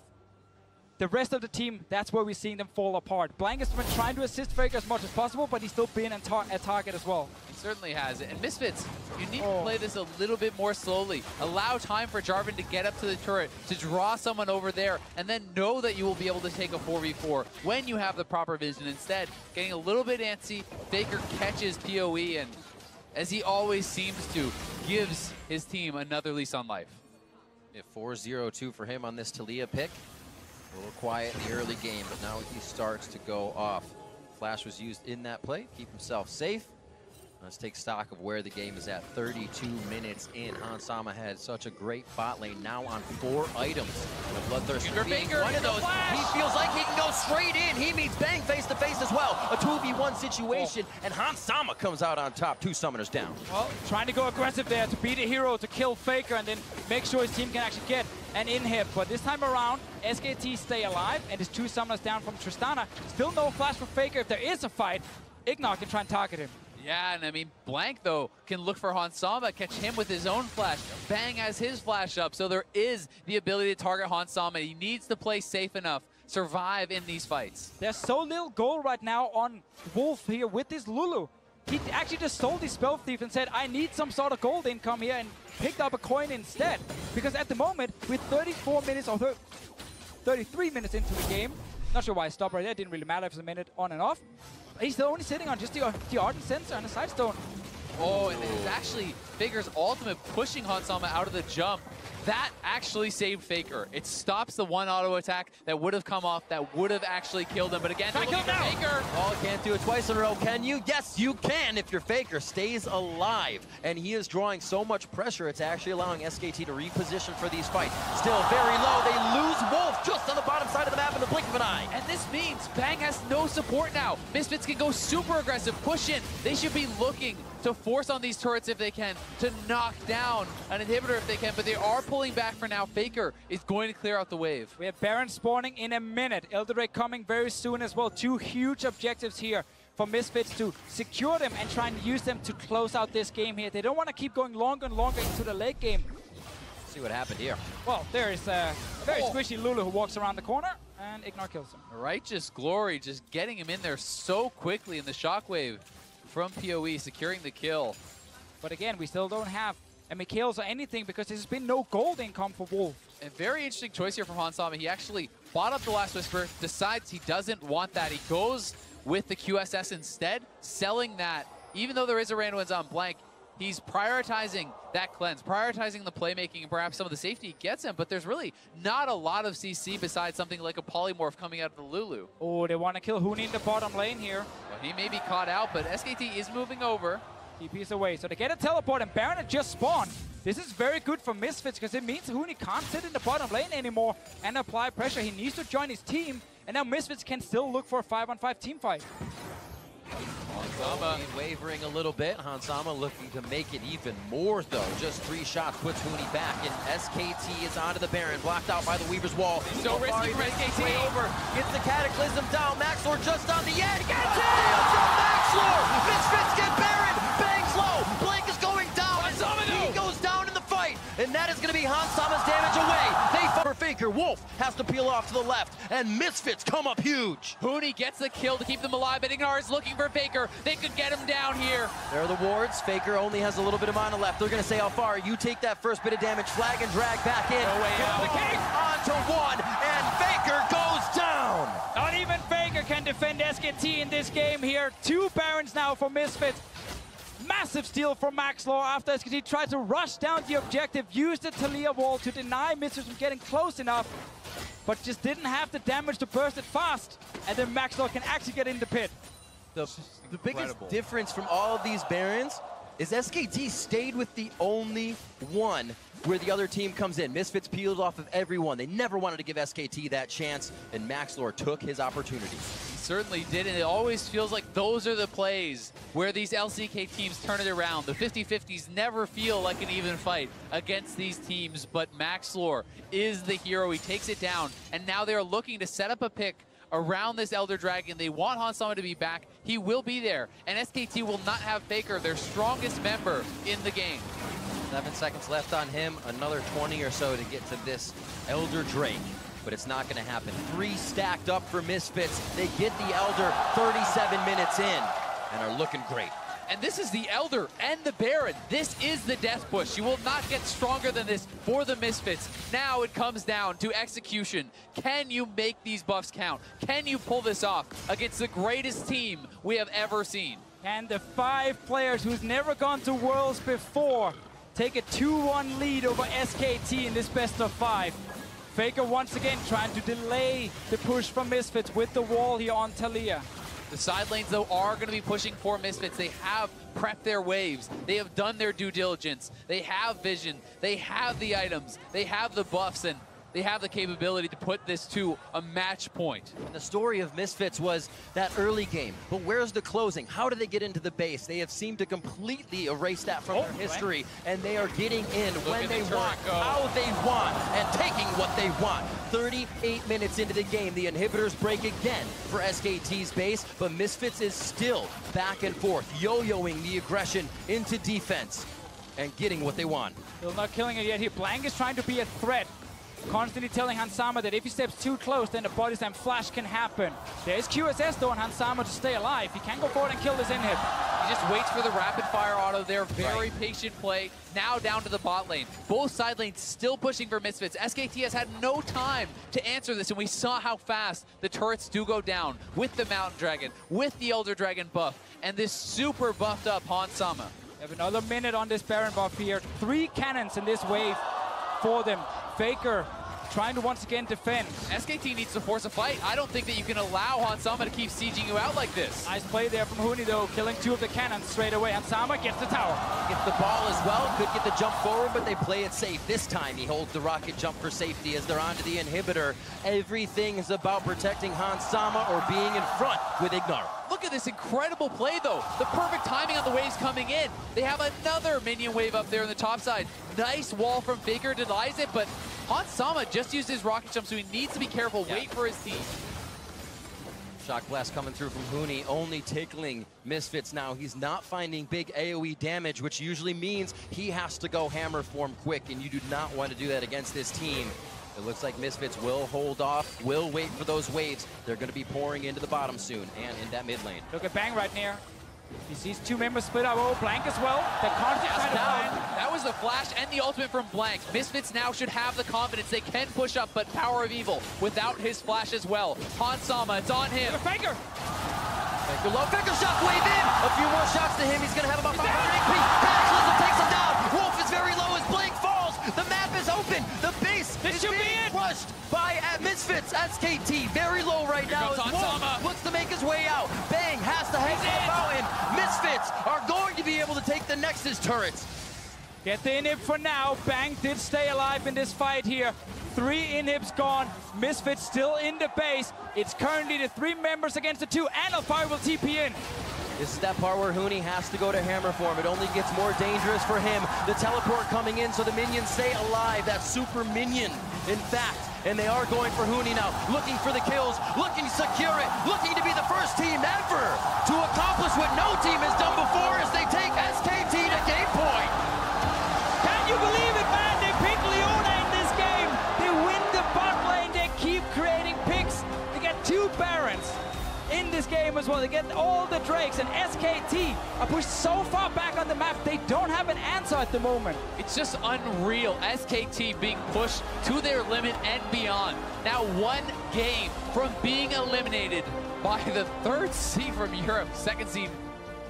And they're creating their own little meta here during Worlds. They're not playing the same style everyone else is playing. They're not just saying, yeah, let's go to 50 minutes with a Lulu and a Janna on each side and then see which AD carry is the best. They are completely changing it up. Again, I guarantee you, Ignar has more picks ready. There is still, we haven't seen the Thresh yet, there's still a Bard for him to play as well.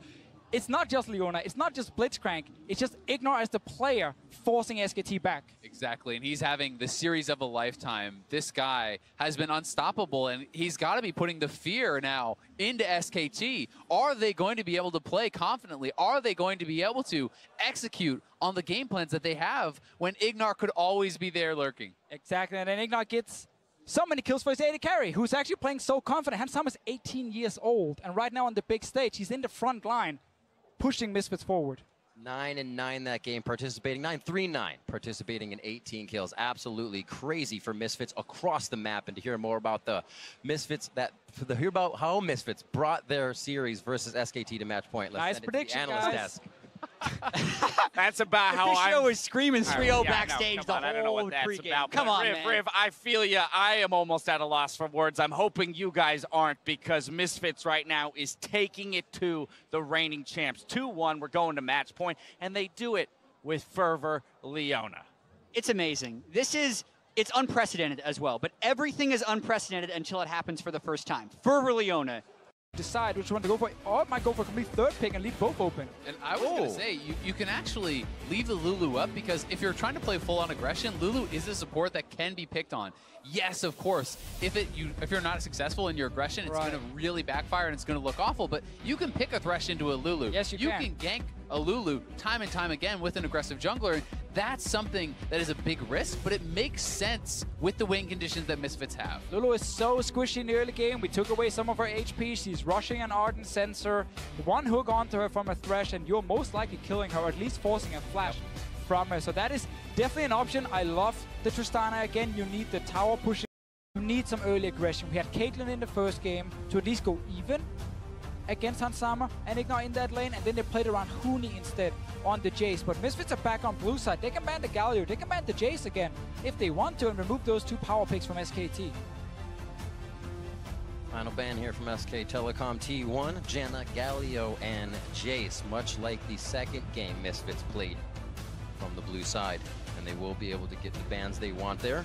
See what their first pick is with SK Telecom's last ban. I almost feel like for SKT, you'd want Misfits to play Lulu. Yeah, you don't actually want to ban I feel that. like banning Lulu is actually a poor choice against this team specifically and what they're trying to do, because they're trying to go for these crazy aggressive supports. That is not what Lulu wants at all. If you can make them take it, then it'll be up your style. I like taking Tristana away here. This goes into the theme of Bang getting a stronger early game, more safety as well with this AD carry, and it's of course an AD carry that we've seen already Hansama show up on him big time in this series. He does have the opportunity to go for something like a Caitlyn, though, if they actually wanted to try to have some sort of early sieging type pick for Hansama to allow him to try to play aggressive in this style. They could go for that. Ooh. This was actually banned out by Misfits the other game to keep it away from SKT in the composition they wanted. It only meant the Misfits could go forward more, and so does the pick. And it's considered a pretty good matchup into Tristana because the way that the Spell Shield works into the explosive shot of Tristana. So you can time that, you can mitigate so much of that damage from the Tristana, and you have this very heavy kind of pushing wave clear type style with Sivir that can be very strong. And kind of seeing SKT on their side at the moment. They don't have a support just yet. Don't want to lock it in either. Taric is one of the choices you have against a potential Karma support. If you also want to match the Ardent Sensor, but we get Baker's Rise instead. This will be really interesting because now Power of Evil does have the opportunity to counterpick and actually push this down to a bot lane Karma, but they did see a lot of success with the mid lane Karma, and keeping that flexibility in the draft has proven pretty vital. Now this pick for Faker obviously again gives him a chance to go to his side lanes, either to be aggressive and get a kill or to defend in case Misfits are playing so far forward as we've seen already in Game 2 and Game 3. And again, that's where Rise's ulti is important. It also gives you a very strong 2v2 skirmish. If you have a Jarvan jungle and a Ryze, you can take down most 2v2s around mid lane. Certainly agree, but even on the Taliyah last time, it didn't feel like Faker was really able to have as much of an impact in the side lanes as he wanted. He did have some good ultimates. He did have a nice roam 3-6 down that picked up a couple kills, but this has not been a game where lane success has equaled a victory for Faker. He has been doing very well in the last couple of games, but never really able to actually find the fights that he wanted. Yeah, tough for him when his bot lane is being destroyed, basically. Yeah. 2 games in a row. Maxstar spending all his time around Hansama and Ignar as well to try and make sure they're winning this 2v2 even harder. So they do remove that Taric we mentioned just before here as one of the answers to the potential Karma support. Khan's still available, though, is something Wolf is super comfortable on. You have to wonder, does Misfits have another type of counter towards that? You have to see this. Also, a pick like Nami that, of course, Wolf used to play a lot. If you want to have a stronger laning phase, it is a choice, but Nami is just not great in the current meta. We get the flex Trundle instead. Can both go top and down to support. But if you are talking about early game, while I do agree Nami is not nearly as strong in the team fighting as some of the other champions, she has a very powerful lane, right? And when you're pairing that up with the Tristana, you can perhaps push it and you can bully out your opponents, because we give credit still to the SKT late game. If they can get there without being behind, they could still make something happen.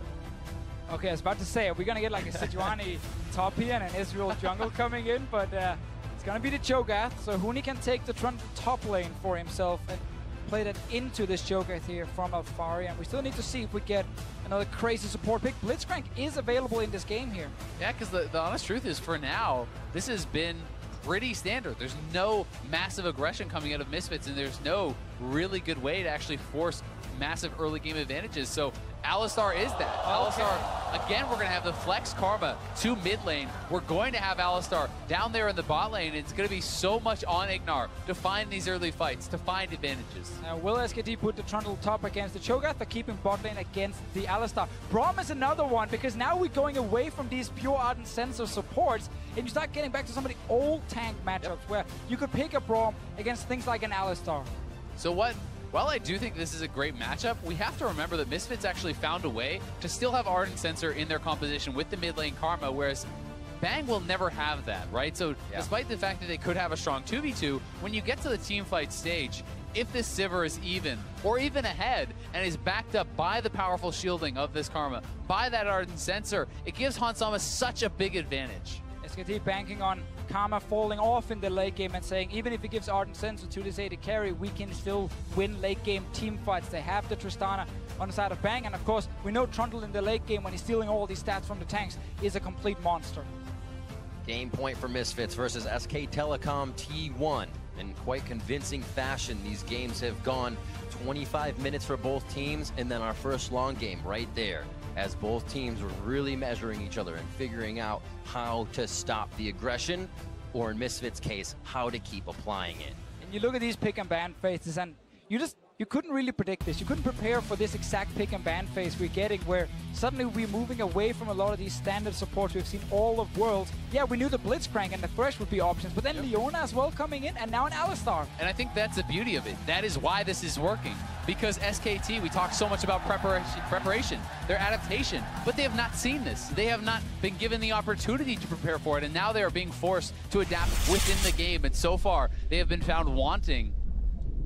Absolutely, Misfits creating their own meta here, and it looks like SKT will bend a little bit, putting that tank on the bot side. Still, though, the Ardent Sensor in the hands of Power of Evil in the mid lane as we get into Game 4, and Misfits gain point. We have to see if Maxwell wants to keep playing around the bottom side. The last 2 games, he spent 31% and 27% of his time around Hansama and Ignar in the 2v2. In this game here, on the side of SKT, they have a much safer dual lane compared to the Lulu we saw before. I wouldn't have been surprised to see Ignar come out with a Thunder Cow, but it is going to be more standard. Courage of the Colossus, and that would have been quite the throwback, because that was something that people used to go for, back before the Alistar reworks, going for these level 2 all-ins with ADAP runes, Thunderlord's Ignite. He is more of kind of a champion that needs that 3rd level and has to play more passive. And I get so happy now when I see 2 supports with Relic Shield, level 1. What a throwback, what a change all of a sudden. I mean, you could have 4 Relic Shields. It's hard to feel confident enough to go for the squishier route, right? If you go for yes. the coin, these games have been crazy. And I mean, they have to basically realize that if you're picking a squishy support that can bring Ardent Sensor, you're going to get camped. Alistar will just engage, Maxlor will be there, double TP from Misfits as well to use it, and you're going to die in the bot lane once again. So they're simply just switching away from it to see if they can play much more standard. I say standard, actually. Pre-Worlds standard, at least. Yes, indeed. I will say also, I think that Power of Evil is going to have to play very carefully. He's playing with Teleport as opposed to Cleanse. He's playing against some with point-and-click CC and against the Jarvan, right? That is such a strong and easy setup to be able to actually target this Karma. And that's the thing I like about Ryze here is, as mentioned in Champs, like the strong 2v2 skirmish you have, and then the mobility you have to take your lead and move it to side lanes. If Ryze is executed correctly, he's really good. Most teams have actually failed to do that, and that's why his win rate is so low. You need to be able to snowball with this champion in the early to mid game. I mean, the execution is very, very difficult to pull off, especially in a world against tanks, right? Where, you talk about Karma falling off in the late game, and I do agree, but when you look across the map against, a Sejuani and Cho'Gath, that's difficult for them to get through. But here is this level 2 gank that we were talking about, buff to buff, and they're looking for PoE. Buff for Blank, there's the knock-up, flag and drag. Turret shot onto Blank, he's getting a little close. Auto attack from Faker, first blood SKT. Now it's the setup they aim for in Champ Select. Misfits not able to do anything to protect Power of Evil in the early game. No wards around him, and very important first kill here for SKT. Yeah, and this is your franchise player. This is the guy with the game on the line who you want to have the opportunity to carry. First blood to Faker, of all people. Early tier for him when he goes back to base. Maxlor will try and find the level 2 Jarvan. Can't really do anything to stop him just yet. There we go. Get it there. Quick board to the face. Why not? Smite goes down. Comes out on top for Blank. Actually could have been pretty dangerous there for Blank if Maxlor was the one to smite it away, because the smite would have killed that, denying the heal over there to Blank, which maybe then gets a summoner. But here's the play again. We talked about it earlier. This is the setup you want. Point and click stun into the flag and drag. No real way out there for PoE besides warding that play out, besides playing further back, and he didn't have a trinket ward down. There's no flash now for PoE, so the same play can actually happen again. Faker, though, he's moving to top lane, trying to stop Maxlor from stealing away camps. The Cho'Gath versus Trundle matchup is in favor of Cho'Gath in the early game, when it comes to him just pushing in over and over, but once we start getting some items under Booney's belt here, he can be more aggressive. Headbutt, no pulverize as the rocket jump is buffered in. Wolf tries to hit that concussive blow. Be all right. We're going to have to track how well Bang is going to be able to actually manage that, how well he's going to buffer those rocket jumps. And before the series today, I would say, well, he would never actually make a mistake on something like that. But we've seen those mechanical errors. We've seen those missteps coming out from the pressure that Ignar is putting on. Blank is near mid lane once again. This is a classic play from him. Go back, get Tracker's Knife on your first base, and then just go straight into the enemy jungle. Place 2 to 3 wards. So now, okay, Sejuani's not on the bottom side. She needs to be on the top side then, and you can constantly communicate where Maxlor is on the map, and it makes it a lot easier for SKT to lane instead of having to fear for the jungler constantly showing up. Blank easy farming on the bot side. He gets the Scryer's Bloom from Faker to make sure he's safe, has time to either get out or get a push on bot lane if he needs to. And they do have eyes on Maxlor now, so they're going to know exactly where he is. And Blank has the ability to try to take this away. He doesn't know that Maxlor has no smite, but it is down. Faker is trying to get to the bottom side of that lane. I'm pretty sure Maxlor can see it already. Good flash timing, but they are being put at a deficit with these summoners down now in Blank's ability to get in. Basically just very good vision setup from Blank, and then patience hiding in that jungle. Knowing the Raptor camp was about to spawn and could contest it. In the bottom lane as well with Alistar against Tristana. Obviously the kill pressure is slightly lower because Tristana, as you highlighted before, Zell can always just rocket jump away from the combo from Ignar. But a good thing for Misfits at least is that Tristana not dealing damage when that happens. She just kind of disengages instantly from the trade and is not really returning anything. And it does still put some pressure in favor of the Alistar, despite not having that much kill pressure. Pretty even across all lanes. Huni getting pushed in just a little bit under his turret. He has a wave to push up towards Alfari here. Looks like he's going to use that time to back. Should be able to teleport back to lane to soak that up. Bot lane, Ignar, we've only seen a few bits of aggression from this Alistar. He's got to be much more careful with that ROM. You can see how much more heavily Misfits has been playing around the bot side, and how big of a difference it's had. I mean, more than triple the jungle attention has been paid to Misfits lane here from Maxlor, and just look at how well he has been doing in these last 2 games. And we actually, looked at game number 1. It was very bang favored, but Hans Sama has been the benefit of some help and has made good on it. All right, let's see him. Maxwell towards the top lane. Huni just TP'd in. Nice rupture to get Huni up. Subjugate is on, so he's going to be able to live a little bit longer here. It is Blank just on the edge. Going to be able to flag and grab and stop the rest of the damage. Now a rupture onto Huni as he can't instantly turn around. Faker's pushed in, so this is a big chase from Misfits. It's going to be Power of Evil roaming up. They may be able to solidify the kill. Faker gets himself over to the right side, says get in the realm warp, and let's do the realm warp again. Faker saves Huni, and Blank gets out. Power of Evil probably thought that was a done deal in the top lane, so he didn't leave the mid lane early to just go here and cut the Trundle off. Instead, Huni gets to walk away. He was not in range to die from the feast. Nice follow-through damage. Bot lane aggression here. The shield blocking everything as the Winter's Bite locks down onto Ignar there. And the trade pretty even on both sides. It feels like Faker is just refusing to lose this game. He gets the first blood and such a well-timed ultimate there to get Huni out here too, and that's a big deal. I mean, when Huni's already down 20 CS in the top lane, if you die there also, you give over that feast stack to Alfari, you can really put yourself in such a deficit.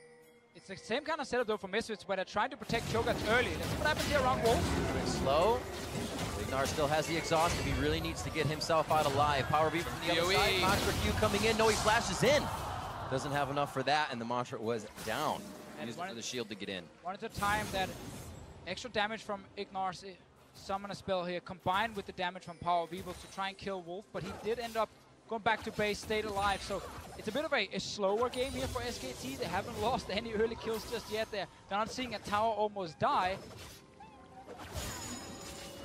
Like Catalyst and Tier as well for Faker. They say, let's be in lane for a while here. Let's absorb what's happening, farm up our Tristana, farm up the rest of the lanes. And this feels like such a strong Abyssal Mass game from Faker. Skip the Roa, go towards that more defensive itemization when there's magic damage coming out of all of the top side here from Misfits. It allows you to be so aggressive, to go so far forward against picks like this, Karma, and really try to run and chase them down. Back and forth. Alfari going to start chomping down soon to get himself a bit bigger.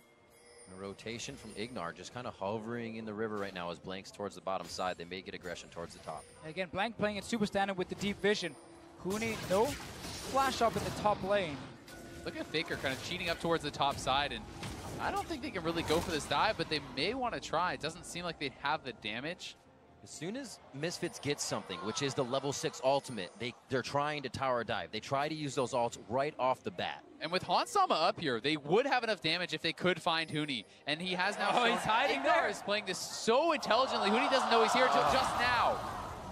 Ignar skirting around the wards he didn't know were there just based on Huni backing away from lane. They're going to be able to put a lot of damage on that top turret, but Power of Evil's going to find some aggression in the mid lane. Maxlor just on the side, throws out the ult, splits the upright with that, and will not stop Faker or the damage from Blank. Power of Evil does get out, though. There's Maxlor in his back pocket. So Ignar could stay top lane because they were lane swapping anyway. They had a very good situation here where Sama could push up bot lane and then go straight to top. Meanwhile, Maxlor is coming down. They're going to look for Faker. Turret. This could be huge. Ignar just on the side. They have to remember Blank is there. They see him now just on the edge as you're getting the roam up from Wolf as well.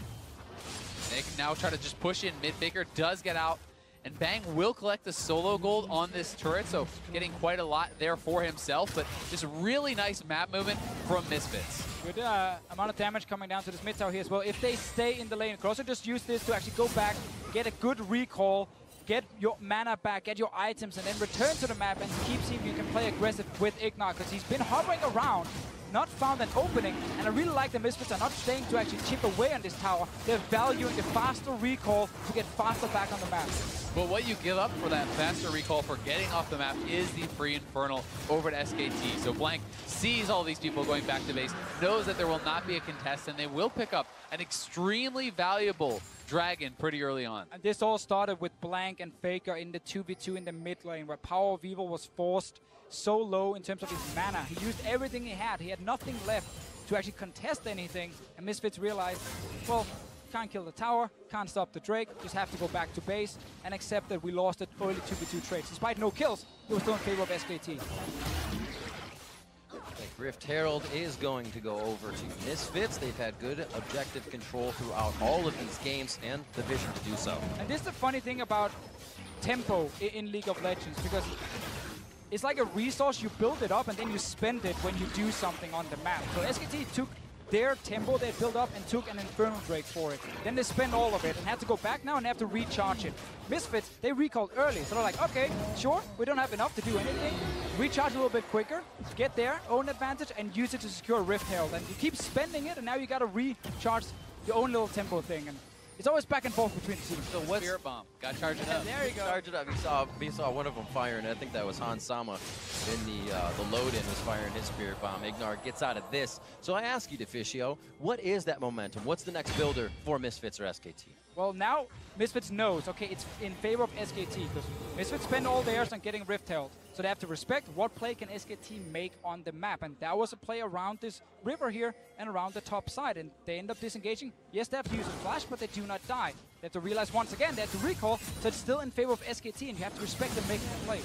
Yeah, and SKT was looking to make that play around mid lane. So many members coming down here, and Maxlor and Ignar are there.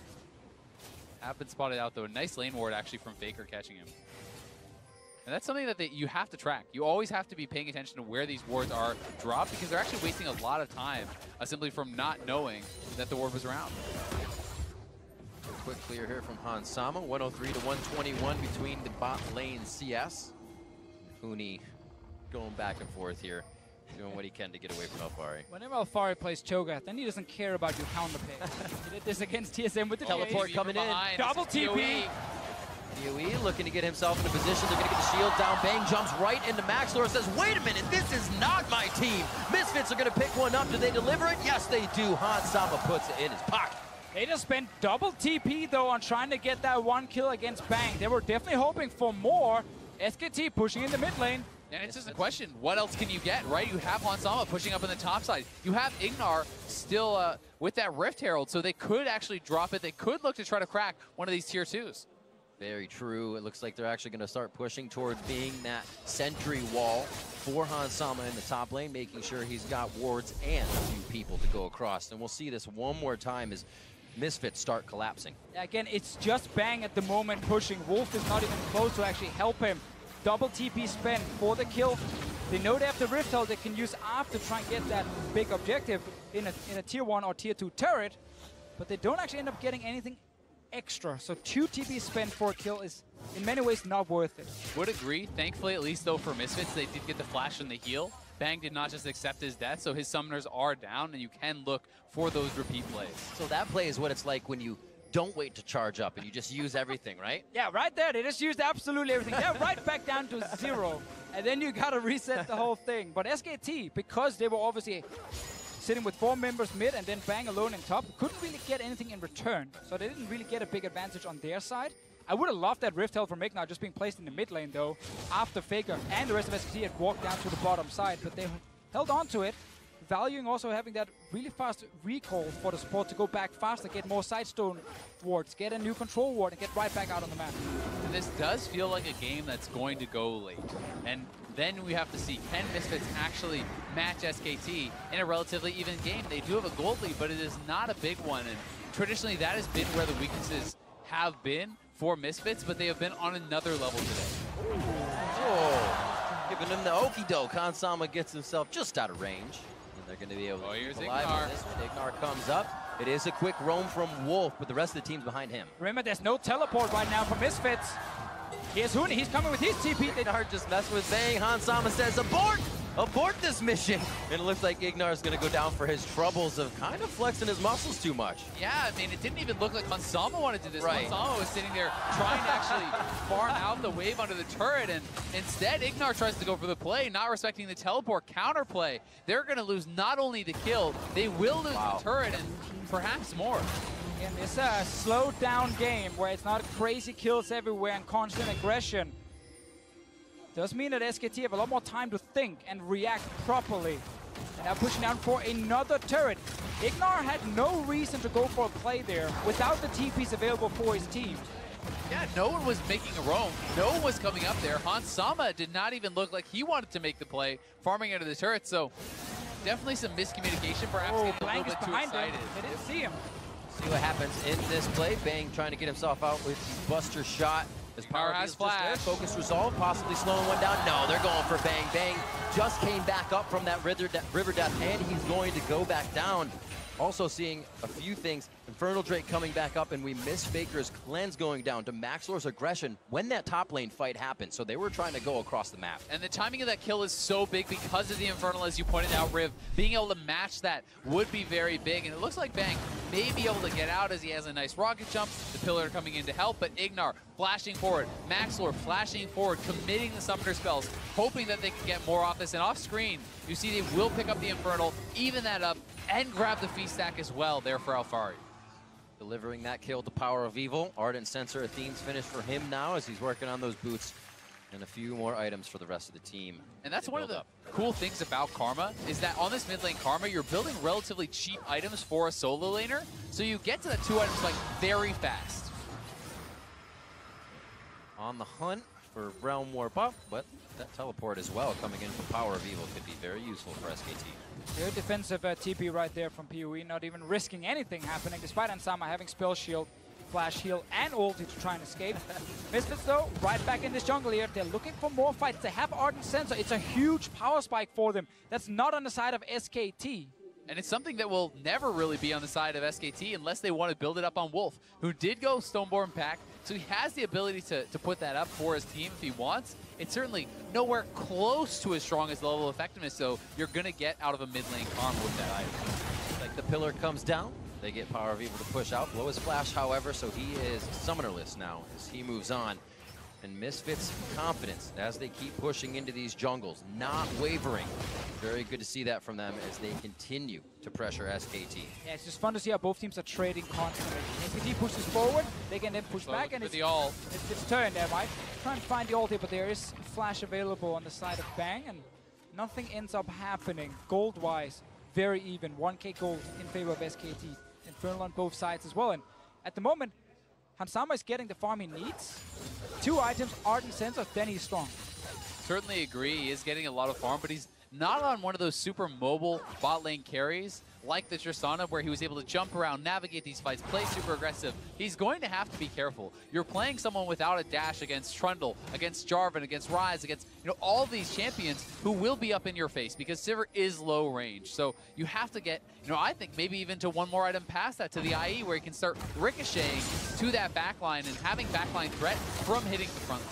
Those champions like Tristana and the other things he plays, Xayah, have those abilities where the team doesn't actually have to say, protect him right away. He can Featherstorm, he can jump out. Here, it's the spell shield on Sivir, but still having something to keep himself safe as the team fights. Remember, Power of Evil without a flash here, they're going for him. Gonna get himself a quick shield out to safety, but this is the pressure to mid lane. Things go towards the top side as that is pushing in, and Misfits may try to use that pressure here to push back SKT. Maxlor just on the bottom of the fight. Realm Warp to Hansama. Spell shield goes down. Popped with the Q as the Rune Prison hits, but Maxlor's gonna put himself in front to try and stop that damage. Sej ult down. Nice rotation from SKT to get the turret, but that's 2 summoners down on Faker there. So he is going to be very vulnerable on this mid-range mage without cleanse, without flash. Things like the Cho'Gath Feast become so threatening. Oh, he's behind Ignar them. is looking for a play here. They see Ryze up on the top side. Will he look to dive? He's ready for the party to put SKT to slumber, and it's going to be the kill onto Braum. Turret's going to be going down. Bang's going to do what he can as Faker and Blank try to back and prevent what's happening. And Hoodie's still on the bot side. He's going to be pushing, so Misfits will have to go back to base. They have this threat from the split pusher. Red buff on Hoodie too, so he's going to be very strong, but Misfits get a kill, get a turret. The gold is very close. SKT right there are not respecting Misfits. The fact they just instantly spread out to their side lanes once again instead of saying, whoa, there are 5 members pushing our mid lane tower here. Either you completely abandon the tower and you don't lose a member, or you try and defend it with Faker still there. But the fact he shows top makes it very easy. You can even see Blank is recalling, and he's far away now, so they're not actually respecting the fact that Ignar can do this. Exactly. It just feels like they're not used to these sort of playmaking supports. The ability to do this is not there if you have a Janna support, right? This is an Alistar, and they need to play differently around that. And Both AD carries now have those 2 items and are going to be really ready for the team fights. So we'll see how well they can navigate it, because while I would say, Bang, perhaps I would favor playing this champion at this stage in the game, he does not have an Ardent Sensor, which adds so much to the strength that Sivir is going to have.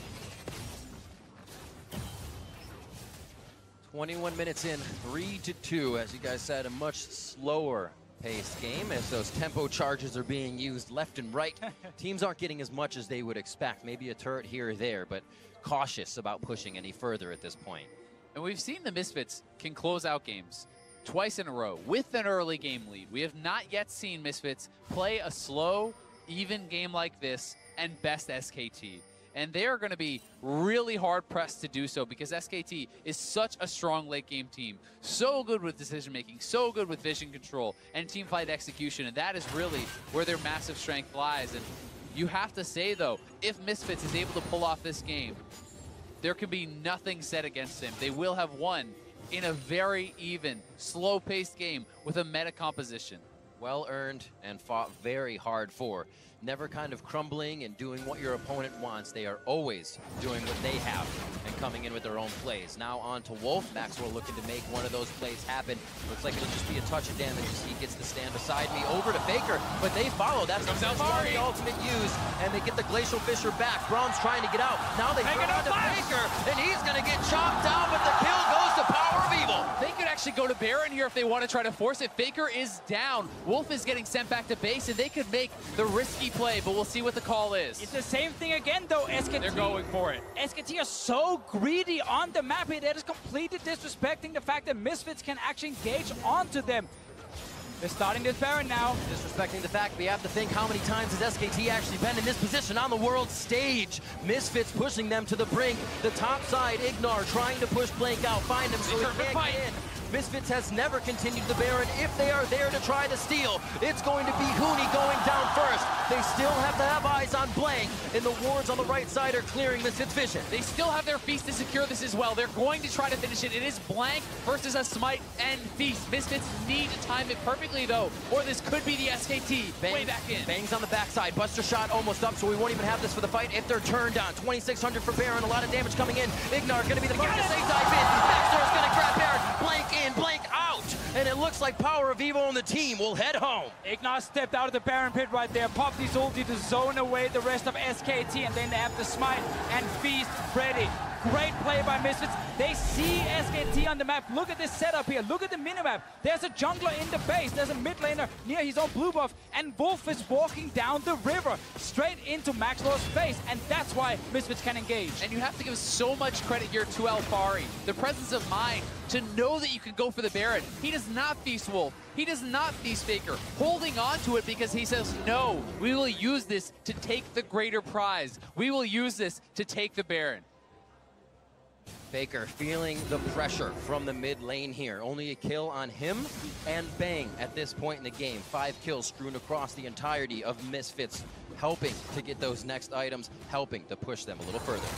And I really want us to look at Max Law in these games here, because we talk so much about Ignar and Hansama, but his performance on these junglers also being a source of engage has been key for Misfits. This is a guy they picked up in the summer split, replaced Kakao with, and said, we don't care about losing this big playmaking potential of Kakao. We want the brains of Maxwell. We want his shot calling, his ability to start fights, and he's been doing it so well here. And now we need to see Misfits holding up their end of the bargain in the late game here. Huni on the split push. They have to make sure that they're answering him or committing to a dive. You cannot be hesitant. You cannot go back and forth and bleed objectives into the Trundle, because that is the way that you allow SKT back in the game. Trundle has no teleport. Cho'Gath does. I want to see Misfits be decisive. Look to push this with the Baron. Force the Trundle to teamfight you. SKT smart enough to not pressure that much on the second tier turret, so the play becomes a little harder. But I'm sure they were looking for it. The Ignite on Ignar would have pushed them a little bit further and possibly secured one of those kills. As now Huni has backed, Alfaria get a chance to push the lane out, and Misfits can take another look at the map. PoE, you gotta love the confidence buying a Mage Eyes against SKT in game point. It's got to be feeling good, but also playing on SKT. They're trying to find a way back in. Now they have 2 Warmogs coming out of the jungle and the top lane, and it's going to be hard to tear down this Misfits team. And the mind games right there. You point a big red arrow on your head saying, look, I got a soul stealer, you should kill me. And then Hansama is right next to him, winning the team fights for his team. Powervivo has been under a lot of pressure in this game, and they tried to shut him down early. He did die once, but then he's actually stayed alive otherwise and tried to play it very, very safe. Let's see Misfits once again, wants another tower.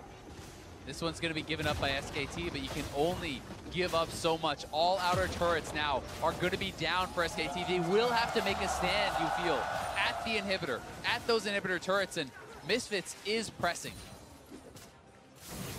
Just 26 minutes in. We said SKT wanted a long game, but they are at their base here very short in time. This is just hard to believe. I mean, we are watching a team one fight away from the greatest upset in League of Legends history. Misfits have pushed SKT to the brink, and they are looking for the win. It's a rocket jump from Bang. Everybody trying to keep themselves safe. That's the ultimate down, and Misfits also respecting their own power, knowing it's there. SKT will take advantage of that ult being down.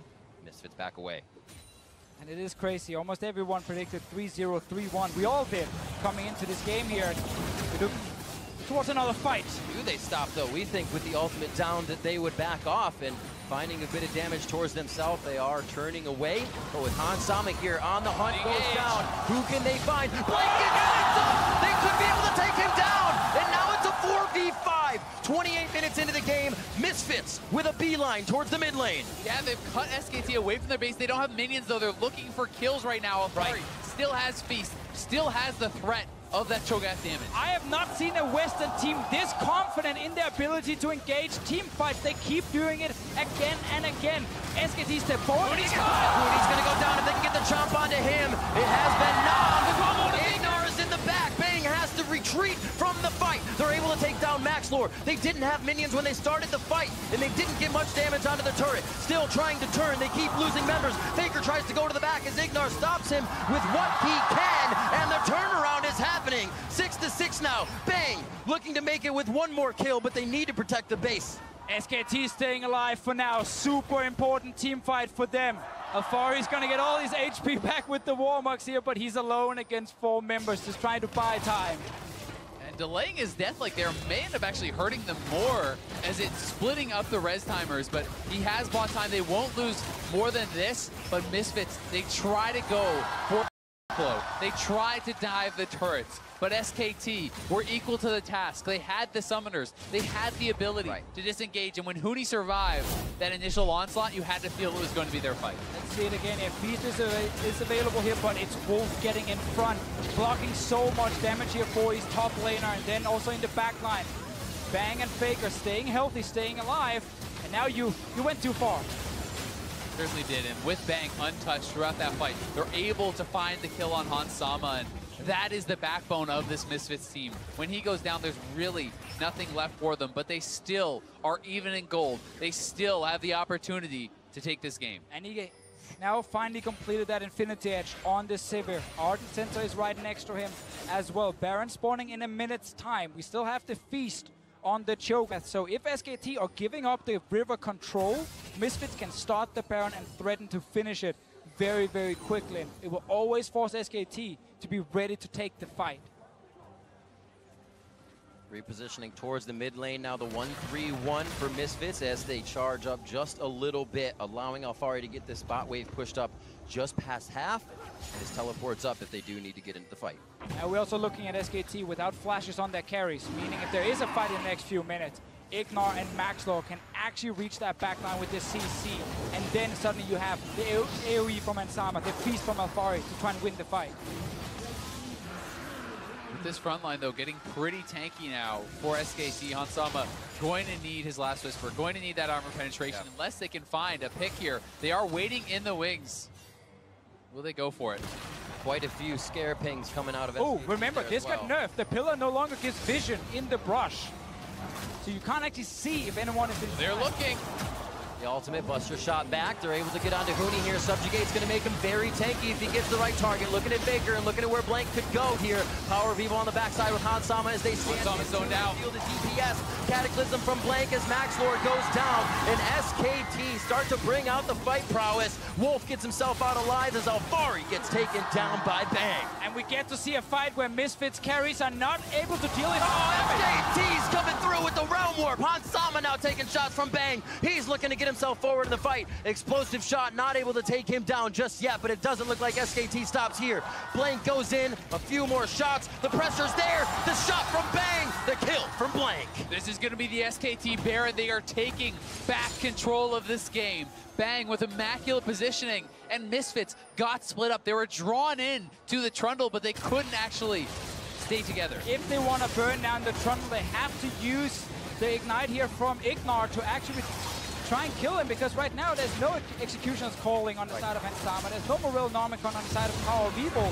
Hooney's getting so much HP back in these fights. And it was such a good fight from the SKT frontline, from Faker, keeping Hansama out of the fight. And this is the key choice here. As Misfits try to go down from Hooney when he is split off from the team, watch Hansama and watch how SKT's backline is able to zone him out while Bang is free firing. And remember, Faker and Bang are sitting without flashes, but because everything is used on the tanks in terms of engage from Misfits, they never get onto Faker or Bang right there. It's almost the kind of fight where you gotta try and run past the actual front line and reach Faker. Exactly, and Faker just dancing back and forth there, putting threat towards PoE and Hansama, daring them to fully commit to the fight. They really could not get the same kind of damage out that Bang was able to, and Bang now 2 levels up, has been crushing it in these team fights, has it back up.